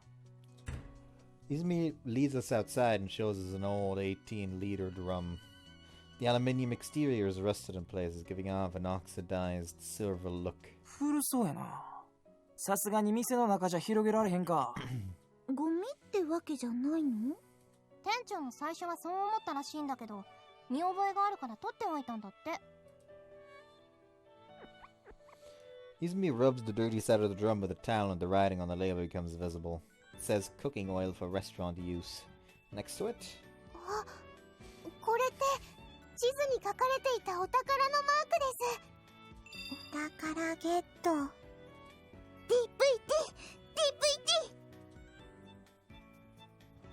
Tsubame and Hekiru snatch the drum from Izumi and immediately begin digging around inside it. 思い出しました。確かこれって冒険ごっこで使ってた宝箱ですね。That sounds about right. I wanted the box to use both as a treasure chest and a tool holder, and the bakery owner gave this aluminium can to us. To us kids, it was the coolest thing ever. Whenever we were playing, we hid it at the secret base and used it as a treasure chest. There's a chance that the treasure Hekiru seeks is in it. ない。DVD もないよ。でしょうね。ここで見つかったらヒントを集める意味がありません。Instead of the marriage form or DVD, what Andri finds is another message with missing letters. This time it's a G. 3つ合わせると、やきのくですか。It sounded like yakiniku. よし、わかった。焼肉、 Well, now, 焼肉、焼肉。 that was the actual joke they were going for. つまり、お宝は焼肉食べ放題っちゅうこっちゃ。で、他には何か入ってたのかい？聞いた？ワイの渾身の滑りギャグ聞いた？あ、見て見て、フェザームーンの変身ステッキがある。懐かしいな。ほう。こっちは虫クイーンのレアカードや。なんや、なくしたと思っとったのにこんなところにあったんか。ほう。ほう。ヘキルはさっきから何してるんだい？ほうボタン。昔流行ったほう。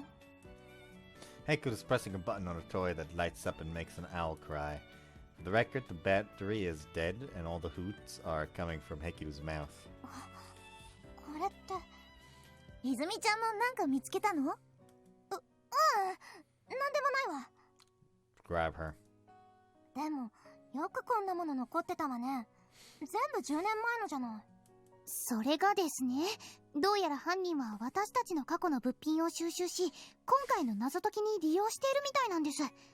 このおもちゃ箱の他にも、ツバメさんの恥ずかしいムンムン DVD が。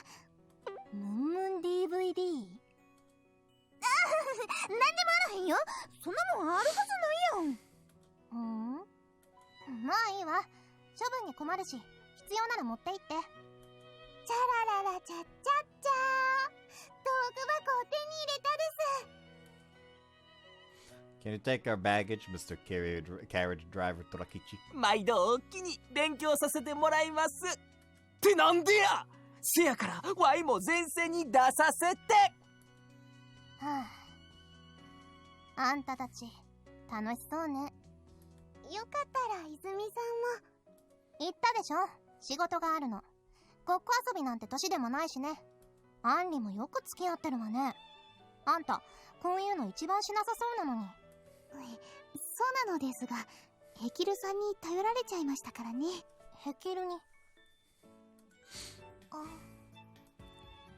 Izumi and Hekiru finally make eye contact. Izumi tries to instinctively look away, but before she can, 泉一緒に来て。ヘキル。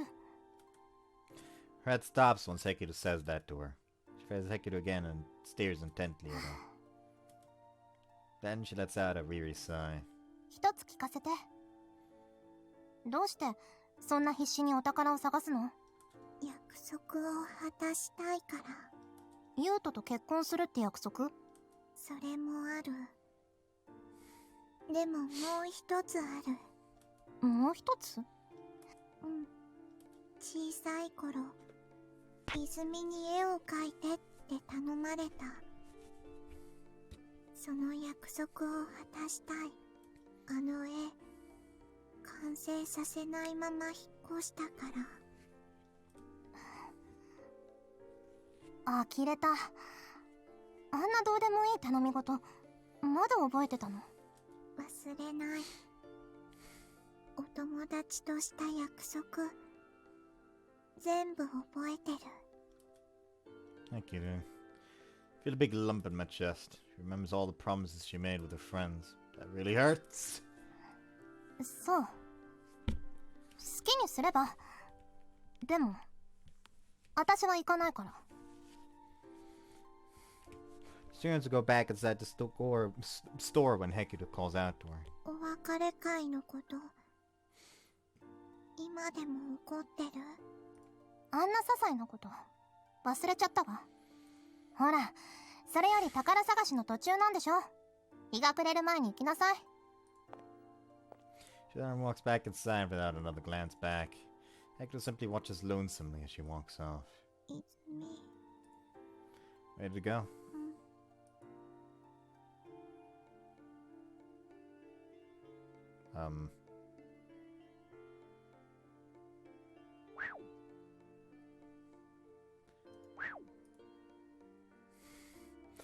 That was weird. The rift between Izumi and Hekiru that was there 10 years ago still hasn't been fixed. The reason she's not very fond of them isn't a problem of mismatched personalities or anything, but from the argument they had. Though that's ancient history by now, surely it's time that they let it be water under the bridge. Knowing how stubborn Izumi is, though, that might be easier said than done. But I fervently believe that some things in this world don't fade with time, so I'm confident everything will work out in the end.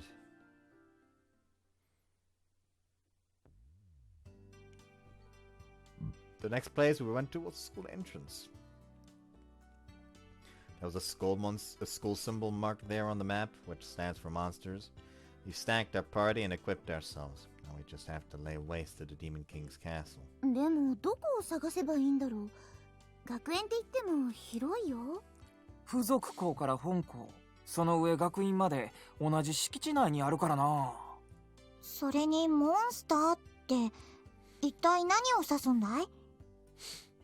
モンスターの正体は不明ですが、行き先の見当はつきます。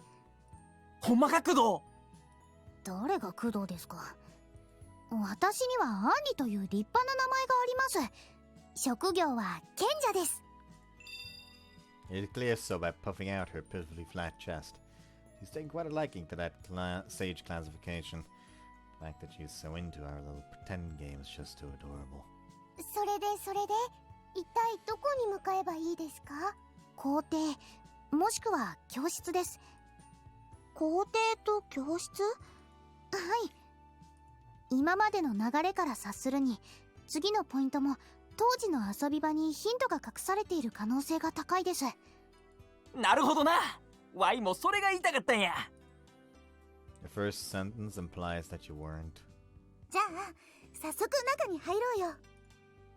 Tsubame goes to enter the main school building, but Anri pulls her and stops her. いえ、そっちではありません。私たちが向かうべき場所、そこは。懐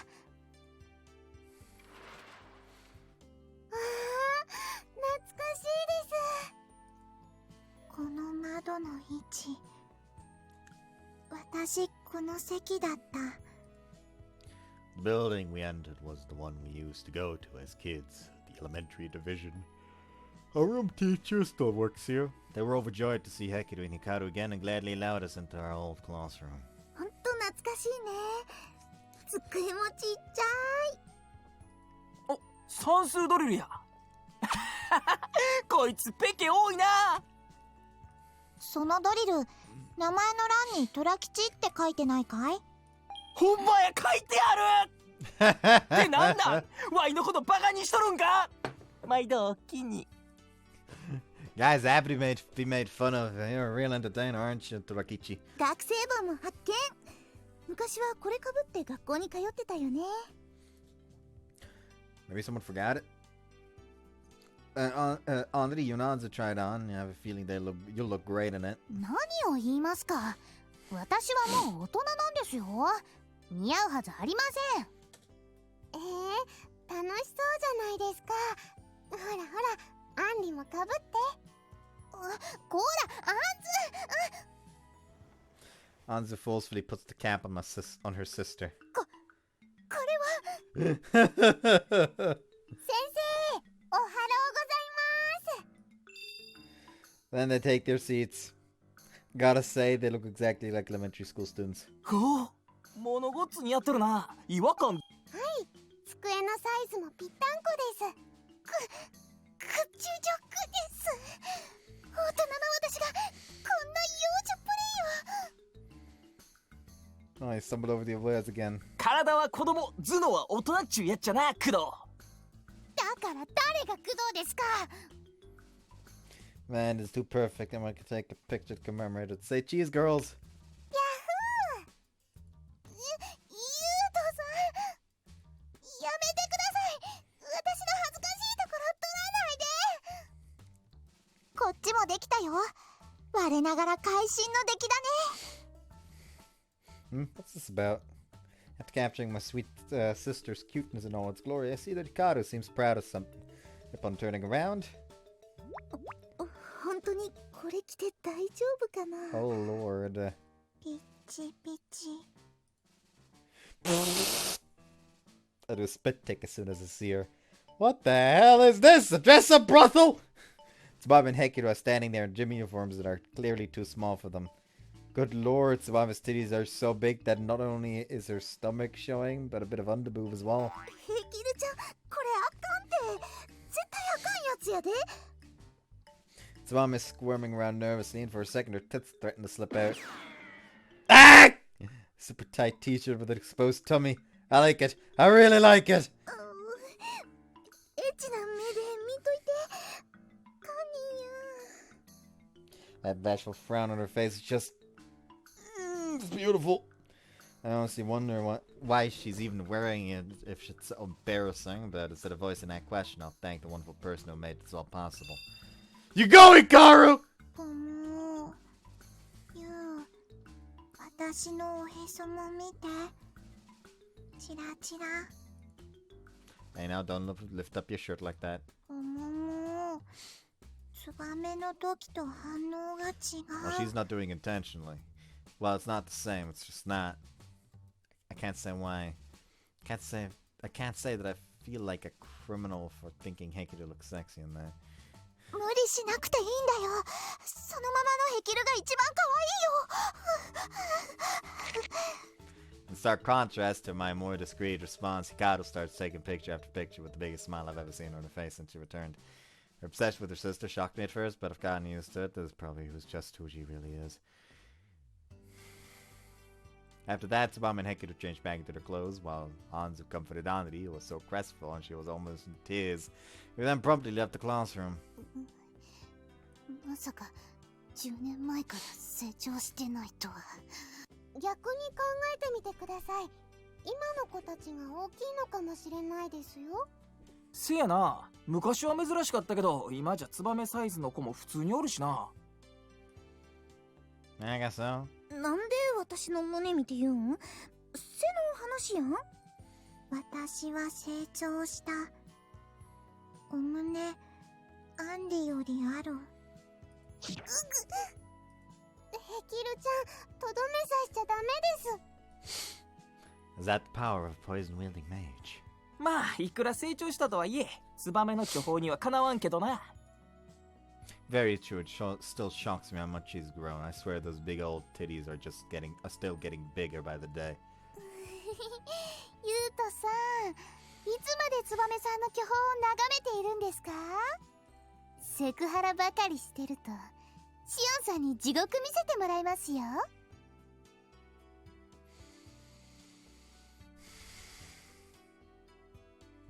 He fondled Tsubame's memories furiously. I still love that one. I'm sorry. ユウは相変わらず妹に弱いの。お兄ちゃんもや。あんまお茶目ばっかしとるとお母ちゃんにチクるで。すんまへん。 Torakichi and I kneel as Anzu and Tsubame scold us. The others simply look on amusedly. This brings back memories. This was how things were 10 years ago when we played together.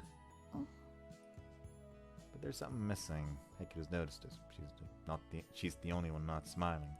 Kinda think of it, Hekiru hasn't smiled once since she's returned to Japan. She's not one to express her emotions on her face, but I know I've seen her smile before. So she should be able to, and I want her to. So I'll do everything towards that end. 楽しそうだな勇者ども。私も混ぜて混ぜて。 Oh Lord, Asuden. やや、誰ですか？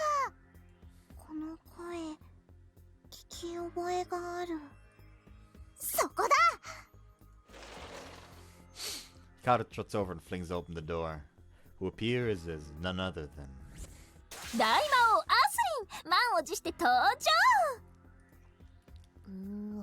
自分で大魔王とか名乗ってますよ。生きてて恥ずかしくないんですかね。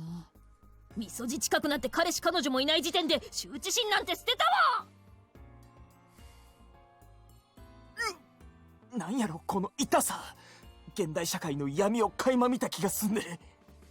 さすが大魔王です。闇の力を手に入れてるとは。ってあれ、先生、昨日渡したマスクとマントは？あれいちごオレこぼしちゃってダメになっちゃった。てへペロ。ひどいです。せっかく夜なべして作ったのに。何の話ですか？いえ、何でも。大丈夫い。白衣さえ着れば悪者っぽく見えるから問題なしんグー。 Asuden starts to get serious and talk like a villain as she flaps her coat. アンジゲットだぜ。 She abruptly grabs Anzu from behind. 何するですか？おとなしくしていなさい。でないとみんなの前で秘密の花園をご開帳しちゃうわよ。スカートをめくらないでくださいまし。先生、何をするんですか？おっと、みんなも動かないようにね。アンジーはこのマスクドアスリンが預かったわ。先生、マスクをつけてないのにマスクドって変ですよ。 I think you need to reassess your priorities right now. What the hell's going on? Torakichi and I didn't write this in the script. Did you make some last-minute revisions to the script, Torakichi? ちゃうちゃう。これは師匠のアドリブや。何をごちゃごちゃ言ってるんですか？みんなでアンズを助けましょう。いいの？動くとアンジーの恥ずかしいところをおっぴろげるけど、それでもいいの？助けてください、兄さん。ヘルプユー。あなたを助けろ。窮地においてはまず己の身を守れってことか。深いね。無駄に感心しないでください。それよりハンズをどうにかしないと。どうにか。叫んだ？でも効果がないよ。マジックポイント切れた。おやすみなさい。 Alrighty? God, this is doomed. Our party's been thrown into total disarray. お困りのようね。いいわ。なら条件を出してあげる。条件？ええ、誰かこの場で服を脱ぎなさい。そしたらアンジーを解放してあげる。うわ、げっすいアドリブや。 That's for sure. But, one of our party members has to strip. I think the one most likely to please Sensei would have to be. ゆうくん、なんで私を見るん？ No reason. そうね、ツバメチン、あんたが脱ぎなさい。嫌です。おや、もしかして下着に自信がないの？そんなことないです。お出かけの日はいつも勝負下着つけてますから。 You what? 別に普通だよ。淑女の身だしなみだよ。おかしなことなんて何もないよ。 She gives a weak excuse as she pulls down her skirt. So she's got a pair of sexy underwear around right now. ゆうくん、またエッチな目で見てるでしょ。I was doing nothing of the sort and definitely wasn't imagining a pair of pink lace panties on you right now. なしてわかるん？ゆう、透視能力に目覚めた？ No, it was a wild guess! You damned dirty demon, King. How dare you shame Tsubame like that? いやいや、勇者さんが魔王に罪をなすりつけたです。よくわからないけどそういうことよ。さあ、次は誰を恥ずかしめてあげようかしら。それとも降参して誰か脱ぐ？早く決めないとおじさんがアンジーをおいしくいただいちゃうわよ。服に手を入れちゃ。Oh, ほら、リラックスして。大丈夫。おじさんに任せて。 yeah. 気持ちよくしてあげるか Can we like just cut the scene? Like actually, like this is actual sexual fucking harassment. Like Jesus fucking Christ, no one has agreed to this. She's just decided to fucking ad-lib and just decided to have sexually harass one of her students for the fun of it. I repeat myself. I repeat myself. Oh my god. Here we go. Anzu's first sexiness arrived. Man, I thought she was still just a little girl, but those were some sexy moves she just made. One happy Oni-chan. だぞ、じゃありません。 Ow! いい加減にしないと殴りますよ。 You already did! Jeez, not even Shion's hit me before. Though she very rarely ever resorts to violence, so she must seriously be at her wit's end right now. 仕方ありません。こうなったら私が。 Wait, you don't have to. ゆうとさん、 I stop Anri before she can remove her shirt and take a step forward. I'll strip. ですが。 I'll be fine. I'd much rather do this than let my darling little sisters be exposed to any further humiliation. ゆうとさん。 Watch closely, Demon King. This is how a hero acts! I badly throw off my shirt. While I'm at it, I even take my pants off too. Behold! これはまた。 How come you're all petrified? その、ゆうとさんが眩しくて。いやいやいや、兄さん、男前すぎます。ドキドキしちゃうです。ゆうくんの胸板、上腕二頭筋。バカ、卑猥なもの見せないでよ。目の毒だ。ゆう素敵。抱っこして。 What? I'm almost naked right now, so no hugs, please. ら。あらあら、ゆうちゃんったら少し見ない間に立派になって。おじさんも年を取るわけね。なんやこの反応。もしかして裸になるのがトレンディー？ Everyone has varied responses to the sight of me in only my underpants. It's a little embarrassing, but I have to say save Anzu. So anyways, we've gone way off course here. Demon King, please release Anzu and follow the script. いいわよ。潔い脱ぎっぷりに免じてアンジーは助けてあげる。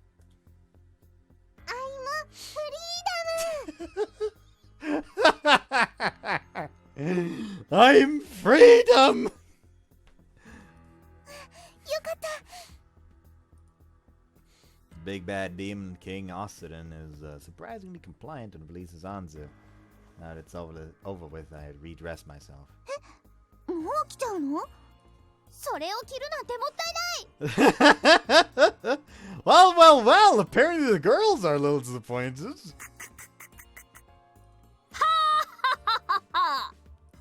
何がそんなにおかしい？愚かな人間どもめ、これで勝ったと思っているのか。我の真の姿を見せてやろう。変身。We thought we'd finally won, only for Austin to let out a menacing laugh and assure us that we haven't. 見よ、これが大魔王アスリンの真の姿 All よ。 you do is take off your fucking lab coat. An Austin without a lab coat on appears. What do you want to do? アンジ、ほら、セリフ。なに大魔王が第二形態に変身したです。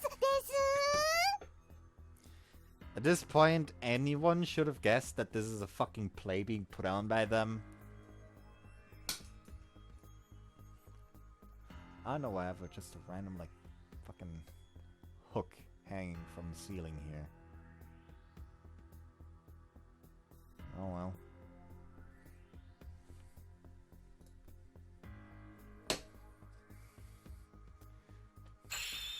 This is where the real battle begins, guys. すっごい棒読みなんですが、大丈夫ですか？その通り、ここからが本当の地獄よ。私に負けた子から服を脱いでいってもらうから覚悟なさい。 What did you say? うひょー、まさかの脱衣バトルかいな。台本にはないけど、ええでもちろんワイらが勝ったら師匠が脱いでくれはるんですよね。いいわよ。勝負はフェアじゃないとね。よっしゃー、燃えてきたでお兄ちゃん、興奮しすぎやで。自重しいよ。うっさい、父臭い小娘は黙っとれ。誰が牛乳やねん。もうでも牛乳なんて出へんで。 Oh, really? But I can squeeze some out of them. 試さないで。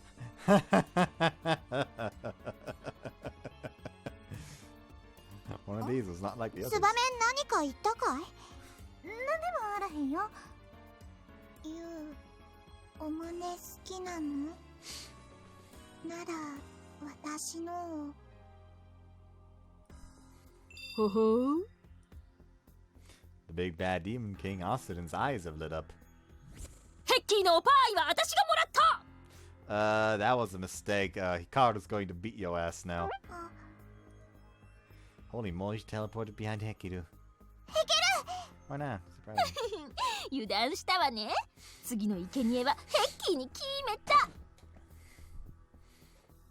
あれ、助けて。緊張感がないね。兄さん大変です。このままだと。 I know. The real danger is that Austin might actually strip her naked. ゆう、いいのよ。 What do you don't mind? What don't you mind? Oh god, she's 100% ready to get naked for us. Just for the record, I didn't formulate this plan as a convenient way to see Hekiru in the nude, not at all. Alright team, defeat the big bad demon lord before she strips Hekiru. Just show her the power of friendship. せやな、総員戦闘準備や。師匠の裸拝むで。お兄ちゃん、動機が不純だよ。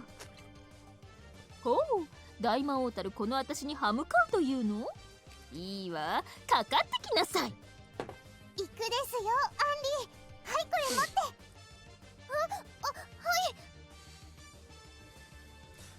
On her hands onto something and then braces herself and takes a step forward. Is this...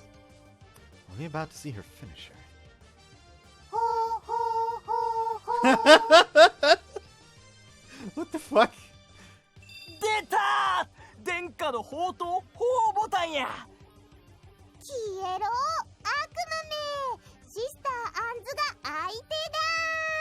What the fuck's happening? 妹の愛によって悪魔は死んだ。戦闘力たったの8か、ゴミめ。おっと、高倉姉妹吹き飛ばされた。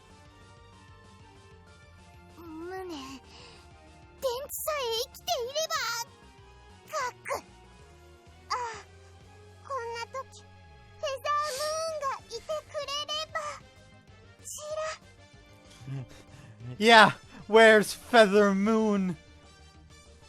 Wink, wink. どうして二人ともこっちをチラチラ見てるのかな。ツバメ、今こそステッキを使ってフェザームーンに変身や。私もやるの？そうだほー。だほーって。この年になってマジカルはちょっと。君は演劇部だろ。こんなことで恥ずかしがってどうする。でもそうかい。見損なったよ、フェザーピンク。僕たちの友情パワーはこんなものだったの What the か。 fuck is happening? 君はそこで見てるがいい。ヘキルは僕が助ける。 Hikaru takes the transformation wand from Torakichi. 私が行く。 However, Tsubame takes a step forward and grabs the wand from her. ありがとう、ヒカルちゃん。フェザーイエロー。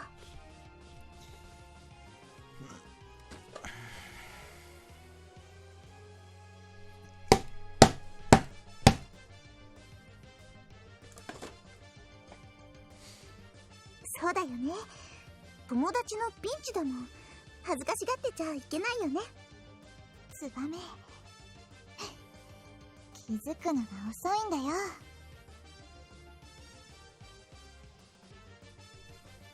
Hikaru smiles and pats Tsubame on the shoulder. Then Tsubame brandishes the wand above her head. いくよー。チャララララーン。マジカルムーンパワー。メイクアップ。 I'm getting under my desk.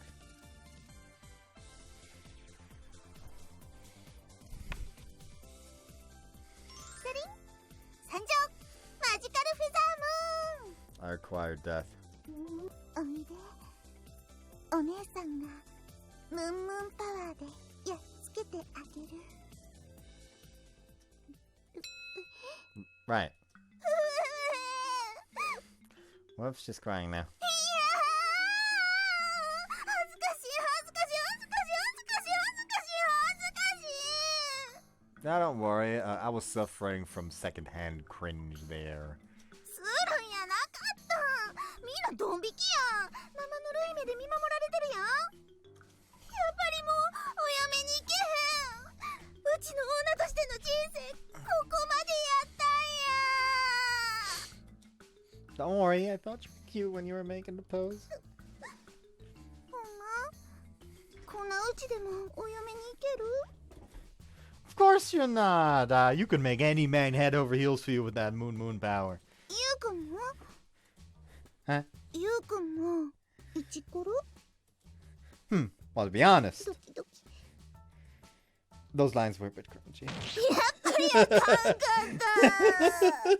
Wait, let me finish! Even though it's clear you were embarrassed, you fought through it for Hekiru, and I thought that was really cool at the end. うちがかっこいい？ Yeah, your delivery of those lines was spot on. I thought you were the real Feather Moon even. Those acting skills of yours are top notch. そうか。うちそんな立派なもんやないで。 Don't put yourself down like that. You're very special and you'll be a fabulous actress one day. なんやもうお世辞でも嬉しい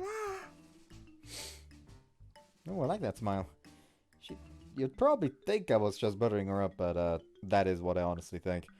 And she's back in a good mood too, so everything turned out fine. Alright, let's fight together for the moon. 甘いわ。 Tsubame! In the blink of an eye, the big bad demon king was behind Tsubame. Then she reaches her wicked hand around and gropes Tsubame's フ boobs. ェザームーン破れたりくらえエターナルおっぱいブリザード。それもみもみもみもみもみ。そんな激しくもんじゃ。おお、さすがはツバメチン。もみごたえのあるパイオツね。本当にミルクが出そう。そんなの出ませんってば。かわいい声。よろしく咲き乱れて。ほら、良い子のみんなも見てるわよ。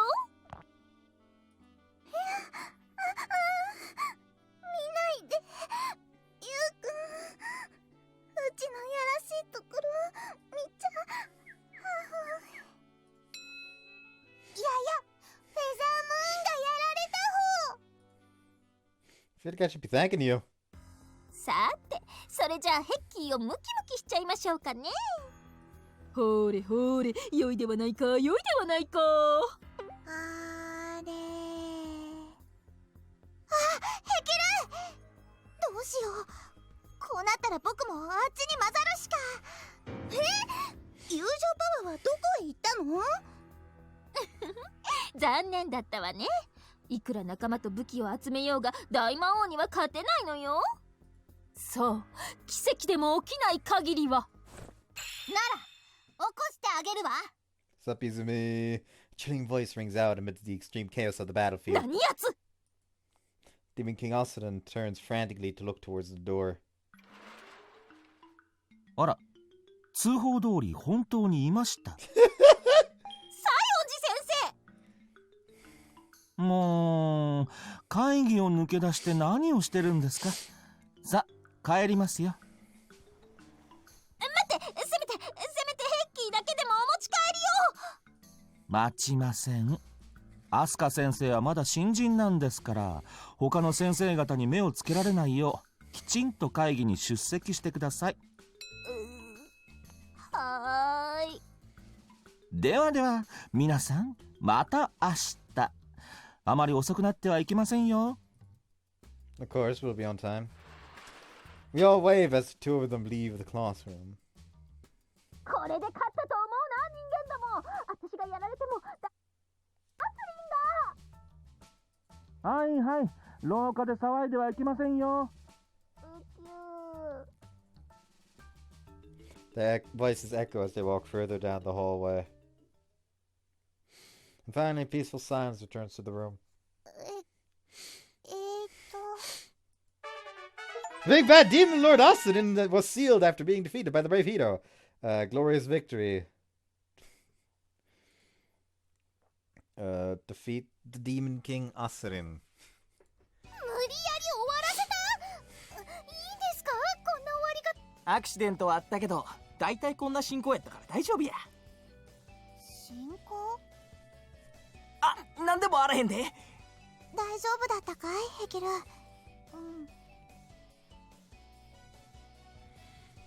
Cloud attends to Hekiru after Ossadin's departure. The only trace of her remaining in the classroom is the discarded lab coat. いろいろと危なかったですね。ですが、どうして西園寺先生はこの場所が分かったんでしょう。先生が出てくる前に聞き覚えのある声がしたよね。Me too. And now to call out to the mysterious person hiding in the hallway. You can come on out now. You can come on in now, Izumi. わざわざ呼び出すことないでしょ、バカ言うと。 She pouts and enters the room.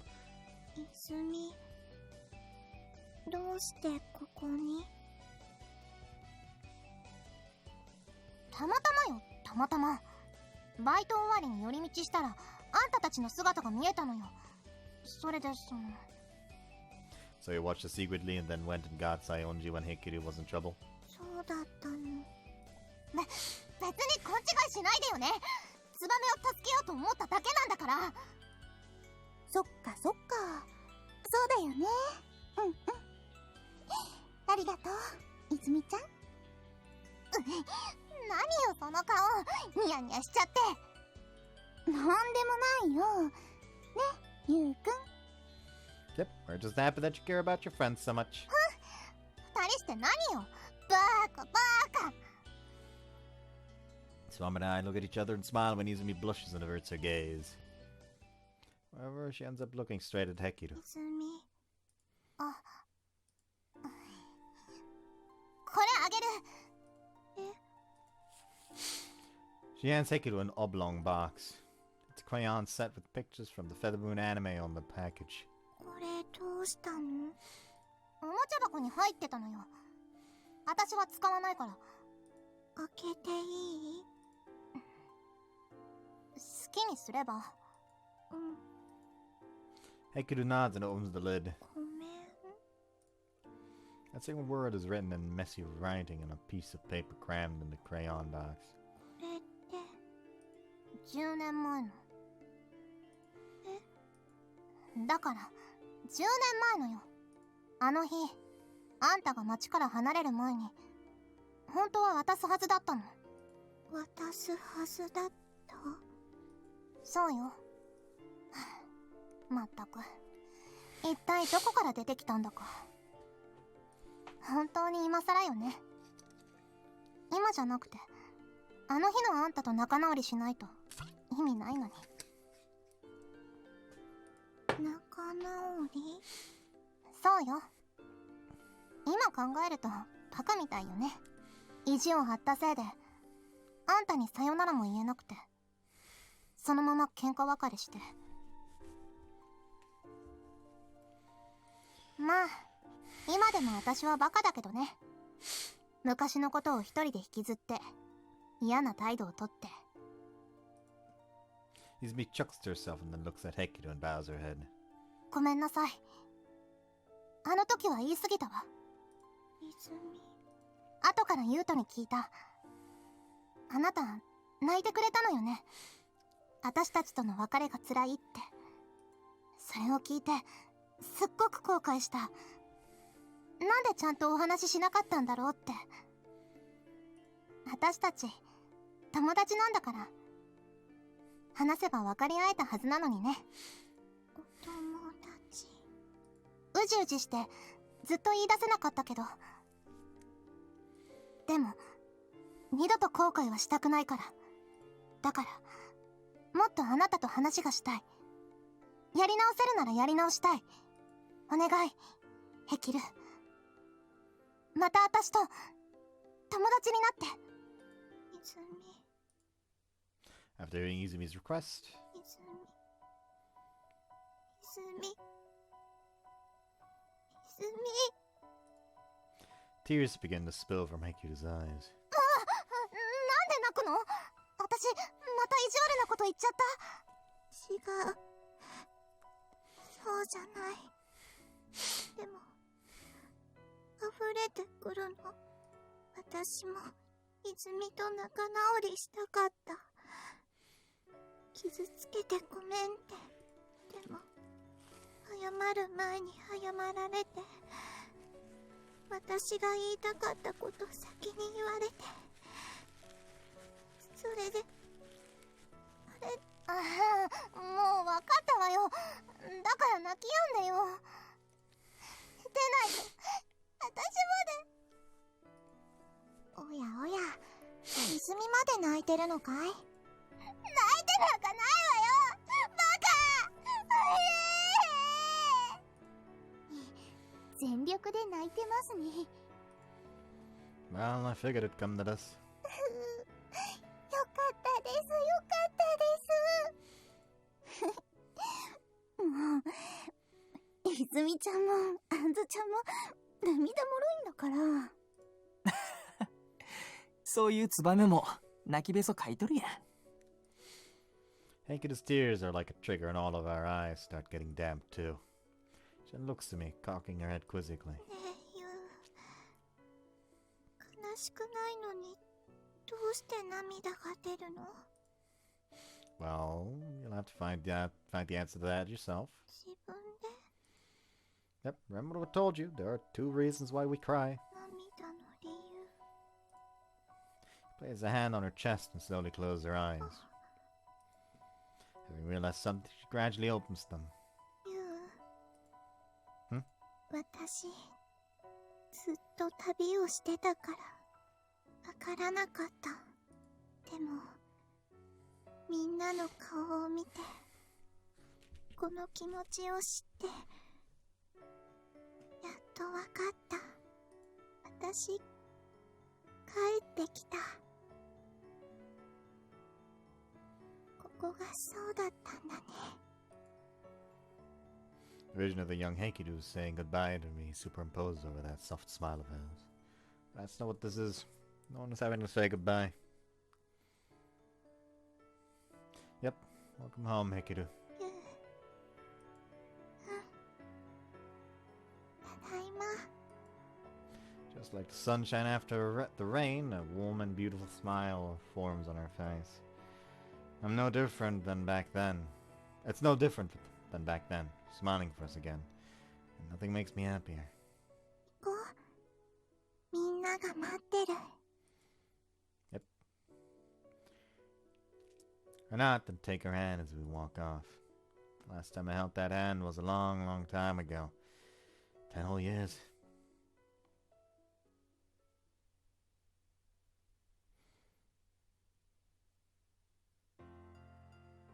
Actually, you know what? Hold on. There hasn't been a CG thus far, so in case nothing actually comes up, I'm gonna just use this, I guess. Since there's nothing else to use. Alternatively, use an older one. The rest of the letters in the mystery words we found in.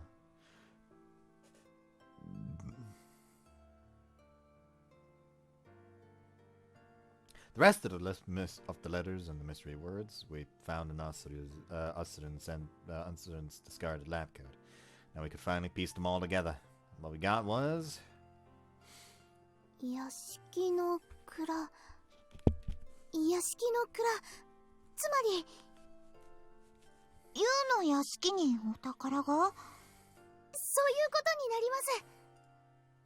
we now stand in front of the shed in our garden. This is the final stop on our journey. 蔵の前に段ボールが積んであります。DVD。ドアツバメの目が血走っとるで。あったで、うちの黒歴史。 Spotman hurriedly opened the box and found a DVD, a 3 generations old game console, and some old clothes. However, 約束の証、どこにもない。申し訳ありません。何度も捜索したのですが、婚姻届は見つかりませんでした。シオン。 Hikaru stares at the cardboard box hanging her head as Shion comes out through the door. She acknowledges all of us all, and then hands me an old notebook. こちらはお返ししますね。あ、それは冒険の書のオリジナル。もしかして今までの全部シオンさんが仕組んだんですか？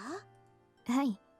先日蔵の整理をしておりましたら、懐かしいものが出てまいりまして、テキル様たちもお帰りになられましたし、この機会にお返ししようと思ったのです。それならわざわざこんな回りくどい真似をしなくても。それでは私が面白くないじゃないですか。面白くないって。またですか。シオンさん、本当にお茶目が好きですよね。あら、お気に召しませんでしたか？銀様にもご協力いただき、それなりに力を入れたつもりなのですが。私は面白かった。ありがとう、シオン。おかげで泉とも仲直りできた。うん。まあそうね。シオンさんのおかげと言えなくもないわけで。ですから、お礼は言っておきます。ありがとうございました。どういたしまして。さあ、それではお食事にしましょう。準備はできておりますよ。みんなこっち来て肉食え。肉。 really? That? Papa! Turn around and see Dad cooking some skewered meat on the grill. ほれ見てみ。やっぱお宝は焼肉やったんや。はいはい、すごいですね。なんか物ごっつどうでもええっちゅう飯しとる。ゾクゾクするわ。肉。Oh, that was a big rumble there. A growing girl like you has a big appetite, I suppose. ユウくの意地悪。またそういうこと言って。せやけどほんまええ匂いやな。ツバメやなくてもこれは腹にくるで。ツバメもトラ吉もウコなの？ No. 違うよ。お腹が空いたって意味さ。こんな風にね。I guess even models have grumbling stomachs. うるさいな。レディの恥ずかしい音を聞いて笑うなんてデリカシーなさすぎだよ。そうよ、女の敵。肉食系男子。動物性タンパク質。おいしそ実際美味しい。いただきます。いつの間にか皆さん食べ始めてます。いいぞ、食え食え。今夜は宴会だ。どれ、虎吉くん、一杯どうだ？あざーす。いただきます。ご主人様、何学生さんにお酒を勧めてるんですか？違う、これはジュースだ。ぶどう焼酎。The barbecue party was in full swing. We'd spent the whole day walking, so the nice juicy meat was a nice treat for our exhausted bodies. はいはい、お肉焼けましたよ。皆さん、もりもり食べてくださいね。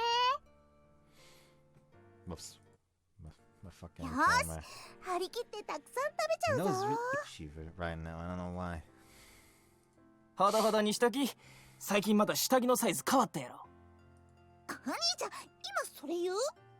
何驚いてるんや。大きくなったのはブラのサイズやで。それとも何かほんまにお腹もサイズアップしたんか？もうお兄ちゃんなんて知らん。お肉募集や。あ、ワイが育てた肉を。こっちももらうわね。そっちもワイねやん。ワイは何を食べればええの？まあまあのお肉ね。うちのハムカツサンドの方がうまいけど。なら泉さんはお肉いりませんね。生焼けのピーマンをあげます。ごめんなさい。その肉棒がいい。熱いのが欲しいの。 That sounded way too sexual. 焼ける？あーんして。僕が食べさせてあげるよ。優がいい。そんな！またしても僕の愛が優に負けた！ Heike rejects her sister and comes over to me with a plate full of meat. 優、食べて。Huh? Thought you wanted me to feed you. 食べさせてもらうより食べてほしい。マジで。All the mind if I do then. あーんして。どう？ It's delicious, thanks. デザートに私はいかが？どうしたの？ Where did that come from? でも、ユウと仲良くなるには、リンがこう言いなさいって。So, there needs to die here. スリン先生。Tsubame and I sigh and smile wryly at each other. 困った先生だけど、いい先生だよね。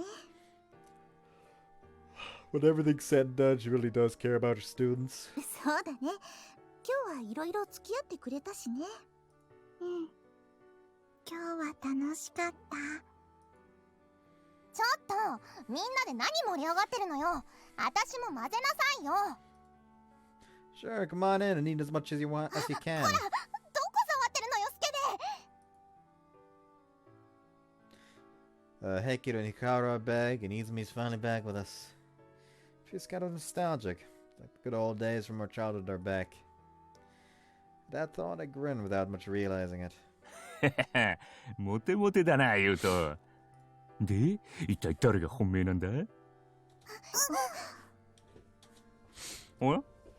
どうしてみんな黙っちゃったのかな？ Shut the fuck up real quick, we need an answer. これだからダディは。うちのご主人様が申し訳ありません。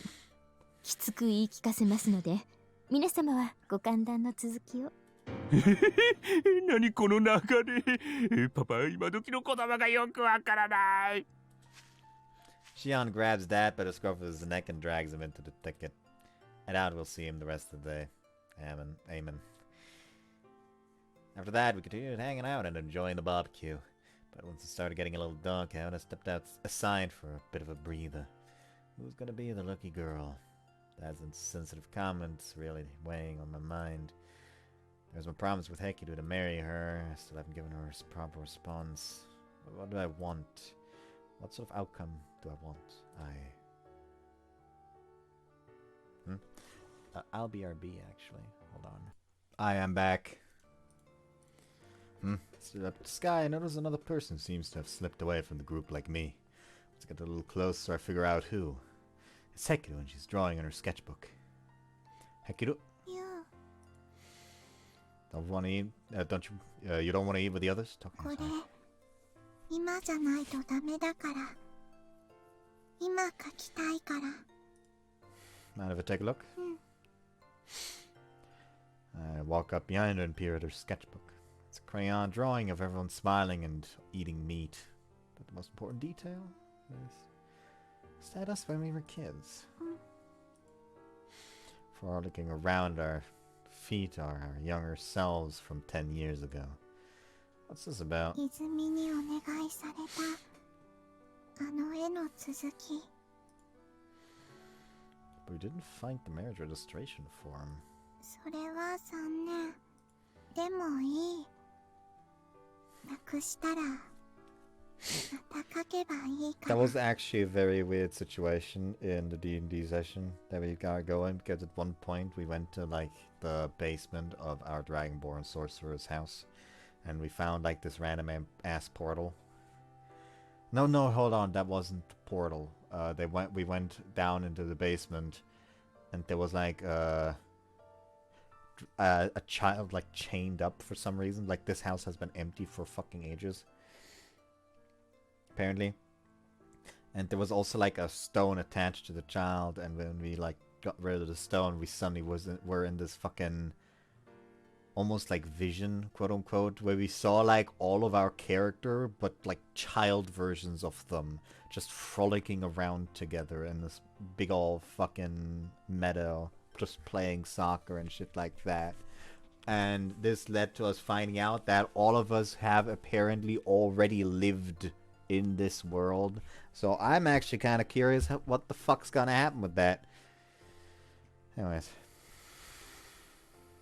She presses her hand against her chest, closes her eyes, and continues talking in a soft こ tone. うして目をつむれば子供の頃のみんなと会える。だからいくらでも続きを書ける。でも続きが続いて今があるから大きくなったユウたちも入れたかった。今の私が書ける書きたい形がこれになった。 Right. できた。 She lays her crayon down and nods in satisfaction when looking at the completed drawing. He's me! 何よ、こっちはお肉を食べるので忙しいのよ。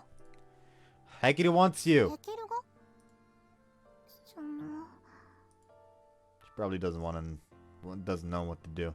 Looks uncharacteristically lost. So I pat her on the head and let her take the sketchbook. Go and make good on your promise.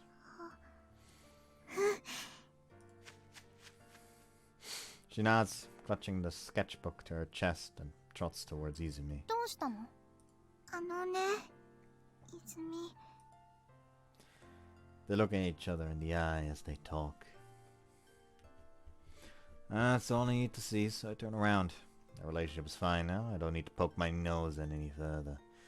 Time to eat some meat! はい、どうぞ。お肉持ってきましたよ。 Oh, perfect. You're so good to me, Anzu. As I'm walking back, Anzu comes over with a plate full of meat. ヘキルちゃんと泉さん、仲直りできそうですね。 Yep. Thank you for your help with that. いえいえ、お礼を言うのは私の方です。でも、本当に良かったです。ヘキルちゃんの笑顔がまた見られて。 Me too. あ、見てください。一番星ですよ。 Oh, where? ほら、あそこです。 She leaps up and down as she points at the sky. Twinkling up there is the spring triangle. Those stars were the same 10 years ago, and they'll be the same 10 years from now.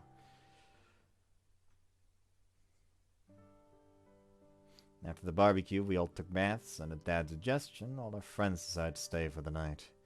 Tomorrow's a school day, but the fact that all families approve it is likely a testament to our long-lasting relationships with them. It's Tsubame and Izumi are in one guest room while Heikiru and Hikaru are in another. Anzu and Anri are staying in their rooms and Kichi is staying in mine. Well, I highly doubt they're all in their separate rooms. Well, the girls are probably hanging out and talking in one room. As for what we, the boys, are doing, Torakichi is currently having a grand old time playing with himself. Not in the sexual sense, of course, he's just playing a game by himself. As for why I'm not with him... あのような感じでいかがでしたか? Perfect, all worked out wonderfully. Estimated that when everyone would have fallen asleep and went to help Shion wash the dishes so I could express my thanks. The reason Torakichi is playing by himself is that I wanted to talk to her before going to sleep. Thanks so much for devising all this and contacting all the relevant people and everything. いえ、これもメイドの務めですから。ですが、よろしかったのですか? ヘキル様に本当のことをお伝えしなくても。 Oh, you mean that the whole thing was scripted? Yeah, that's fine. Anzu and I just wanted to get everyone together and do something just like the old days. 本当にそれだけですか? Huh? ヘキル様に手を差し伸べた理由は本当にそれだけですか? Wow. そう聞いたのです。 The plan succeeded because of Anzu, Torakichi, Asarin, and Shion's help. All Anzu simply wanted was to get Hekiru to smile again. Everyone was glad to lend a hand when they heard her desire. I was the same way. I helped out because Anzu asked me. That's not necessarily true. Even if Anzu hadn't asked me, I would have done it. Hekiru's an important friend of mine, and I didn't want to see my friend sad.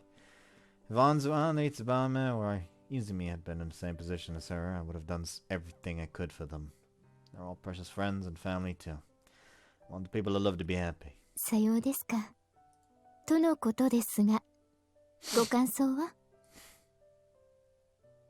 Shion was talking to me about a shadow lurking in the corridor.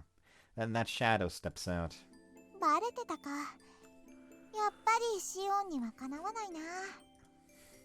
Hikaru, did you overhear our conversation? まあね。She's wearing her pajamas and has her hair down. It should be Hikaru at least. I can't tell them apart at a glance when their hair is not up. では、あとは若い方にお任せいたします。あ、おやすみ。それと、君も十分若いよ。お世辞が上手ですね。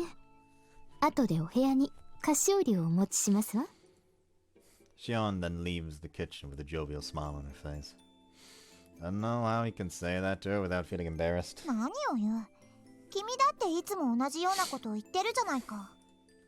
Really? I can't recall ever doing so. あれは天然物だったのか。とんだスケコマシに育ったな。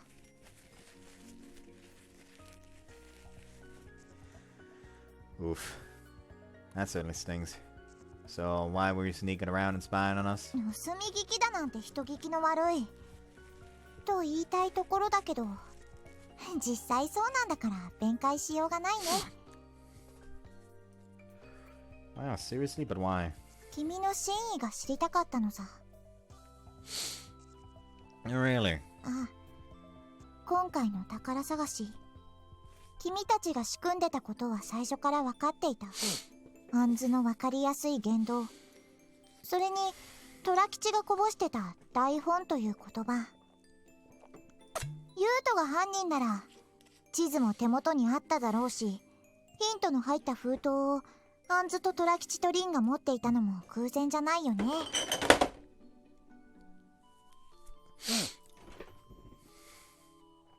Yeah, true. She really did solve everything. I also want to ask Shion to put the toy box in front of the bakery too, by the way. And to pass the Demon King outfit that Anzu had made to toss it in so that she'd be ready to play her part at any time. Though that all went to waste because she spilled jam on it, and we ended up being subjected to that wild idol obsession of hers. でも、その目的がわからなかった。ユウに黙って日本に来た僕たちへの一種返しかなとも思ったんだけど。No, I wasn't seriously upset about that or anything. わかってるよ。君の気持ちはさっき聞いたからね。She chuckles and softly strokes my cheek. すっかり男の子。いや、男になったね。What do you... 赤くなって可愛いな。そうやって言い寄られると赤くなるところは変わってない。本当によかった。変わってないものもあるんだね。She smiles as she continues stroking my cheek. It's not a usual deriding smile, but a much more tender one. なんだい、人の顔をジロジロ見て。いつも言ってるが失礼だろ。Oh, sorry, I was just honestly glad. よかった？ Oh, you seem like you're feeling a lot better now. I was worried about Hekiru feeling down, but also you too. いや。そっか。僕のことも心配してくれてたのか。The smile on her face is innocent and wholly unpretentious. I always knew it. やっぱり？ You're a million times cuter when you smile like that. I'd take it any day over the calm, collected face you usually make. What are you tensing up for? うるさいな。こっち見るな。もういきなりなんだい。なんなんだい。これだから男は嫌いなんだ。デリカシーがない。もう寝る。Huh? Good night? Her lid blows abruptly and she turns around and storms out of the kitchen. All shit, must have said something to offend her. You. Huh? Oh, yeah? Do you need something else? まあなんだ。君のヘキルに対する思いやりは妹として素直に感謝している。だからというわけじゃないんだが、もう少し様子を見ることにしたよ。Okay? ああ、いい機会だからよく考えたまえ。ヘキルの気持ちにどう応えるか。君自身、それと周りの子のためにもね。Got him. 君がどういう答えを出そうが、ヘキルは僕のものだけどね。After finishing her spiel, she leaves the kitchen and for good this time. I gotta respond to her. I'm all over those words now that I'm alone. Kaoru's given me an extension, but I still have to give some sort of response sooner or later. What should I do? More importantly, what do I want to do? Do I reciprocate Hekiru's feeling, or do I choose another option? It's not like an answer will just come to me if I think hard enough. Not a single sigh and attempt to relax. I'm in no hurry. Kaoru gave me the time because she knew an answer wouldn't come overnight. So I should slowly and carefully try to assess my feelings and find an answer.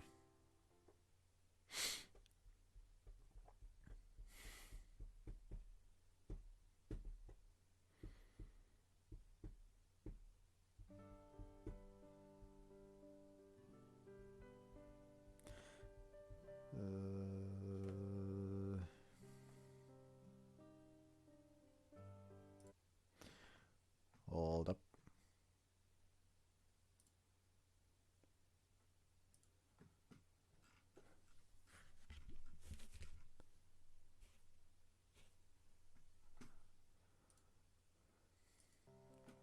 This is a story from a certain day after Hekiru and Hikaru had moved, and the cicadas were loudly chirping in the distance. ゆうくん、私ね、夏休みにお芝居の稽古始めるんだ。Oh, really? うちでフェザームーンごっこしてたら、それを見たお母さんのお友達が誘ってくれたの。ままごとみたいなもんやな。人数足りひん言われてワイも誘われたで。ゆうくんもどう？きっと楽しいよ。Can I? ゆうくんと一緒にやりたいな。一緒がいいな。一緒にブロードウェイを目指そう。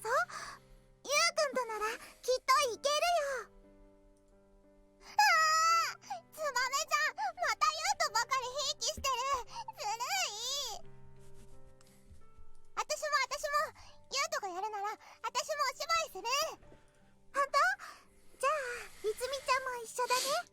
うん、ツバメちゃんと一緒。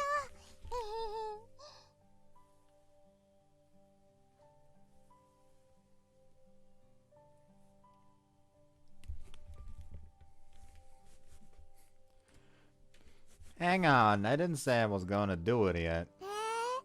やらないの？何よ、あんたがいないと張り合いないでしょ。やりなさいよ。それとも私がいるから嫌なの？ No. ならやる。はい決まった。 What? ユウ、嫌ならはっきり言った方がええで。I don't know. Promised to play with Anzo over the summer vacation, and Angeli asked me to check her homework for her. 悩むくらいならやりなさい。何事も経験だよ、少年。 Oh, what's that? 師匠、おはようございます。私もすっかり先生キャラになっちゃったね。悪い気はしないけど。こんにちは。はい、いずみんもこんにちは。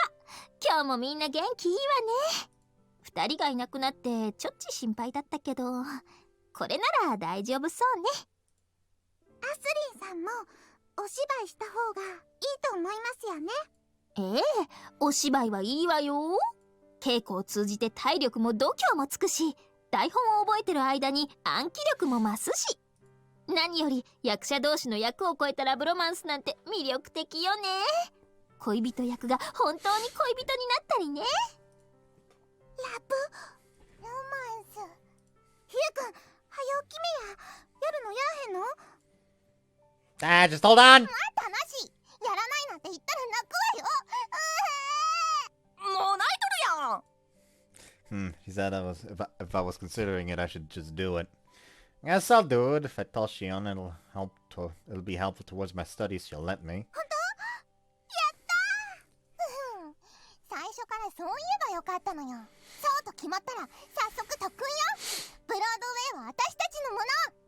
はーい。で、ブロードウェイって何？武器の名前とちゃうん？違うよ。ミュージカルで有名なところだよ。ブロードウェイか。夢があってよろしい。いいわ。暇つぶしじゃなくて稽古に付き合ってあげるわ。今日から私が超監督よ。あたーす。 So, how do we practice? そうね、基本は発声練習だろうけど、それじゃあ私がつまらないし。そうだ、いつもと役割を変えてごっこ遊びしましょうか。フェザームーン役がわいかな。ゆうくんだね。なんでや。ゆうくん、いつも敵役やってくれてるから。そうね、役割変えて演じるのが目的だからそれでいいわ。ほな、わいは何の役すればええんや。お花屋さん B でいいんじゃない？もうブーやん。しかも A でもなく B で、いつもフェザームーンしてるツバメチンが今回はヒロイン役ね。あー、でもイズミンもいるから。ほな、ユウに決めてもらったらええんやないか。 Me. そうね、ユウちゃんはどんな子をヒロインにしたい？役の立場になって考えてみて。Let's see. ヒロインやなくてC とかでもええんやで。今大事なところなんやから、お兄ちゃんは黙っとき。はい、すまへん。ほら、ゆうと、どんなヒロインがお望みなの？ I will be Feather Moon and they will be the heroine. I chose. This is where we go down the actual routes and where I'll be saving the game. I hope you guys enjoyed this one and see you next time for the start of route number 1. It's gonna be Izumi. Yeah, it's just a case of like I feel Tsubame's is going to hit harder. So yeah. Oh, I actually like how it says Crossroads long time. I assume it's supposed to say like long time friends or something. Well, this one is Promise because it's about the promise.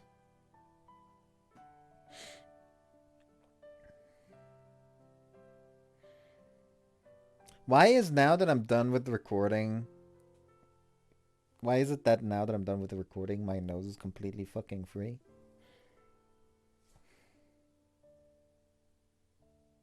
I hate my life. Hope you guys enjoyed this one. See you next time. Bye-bye.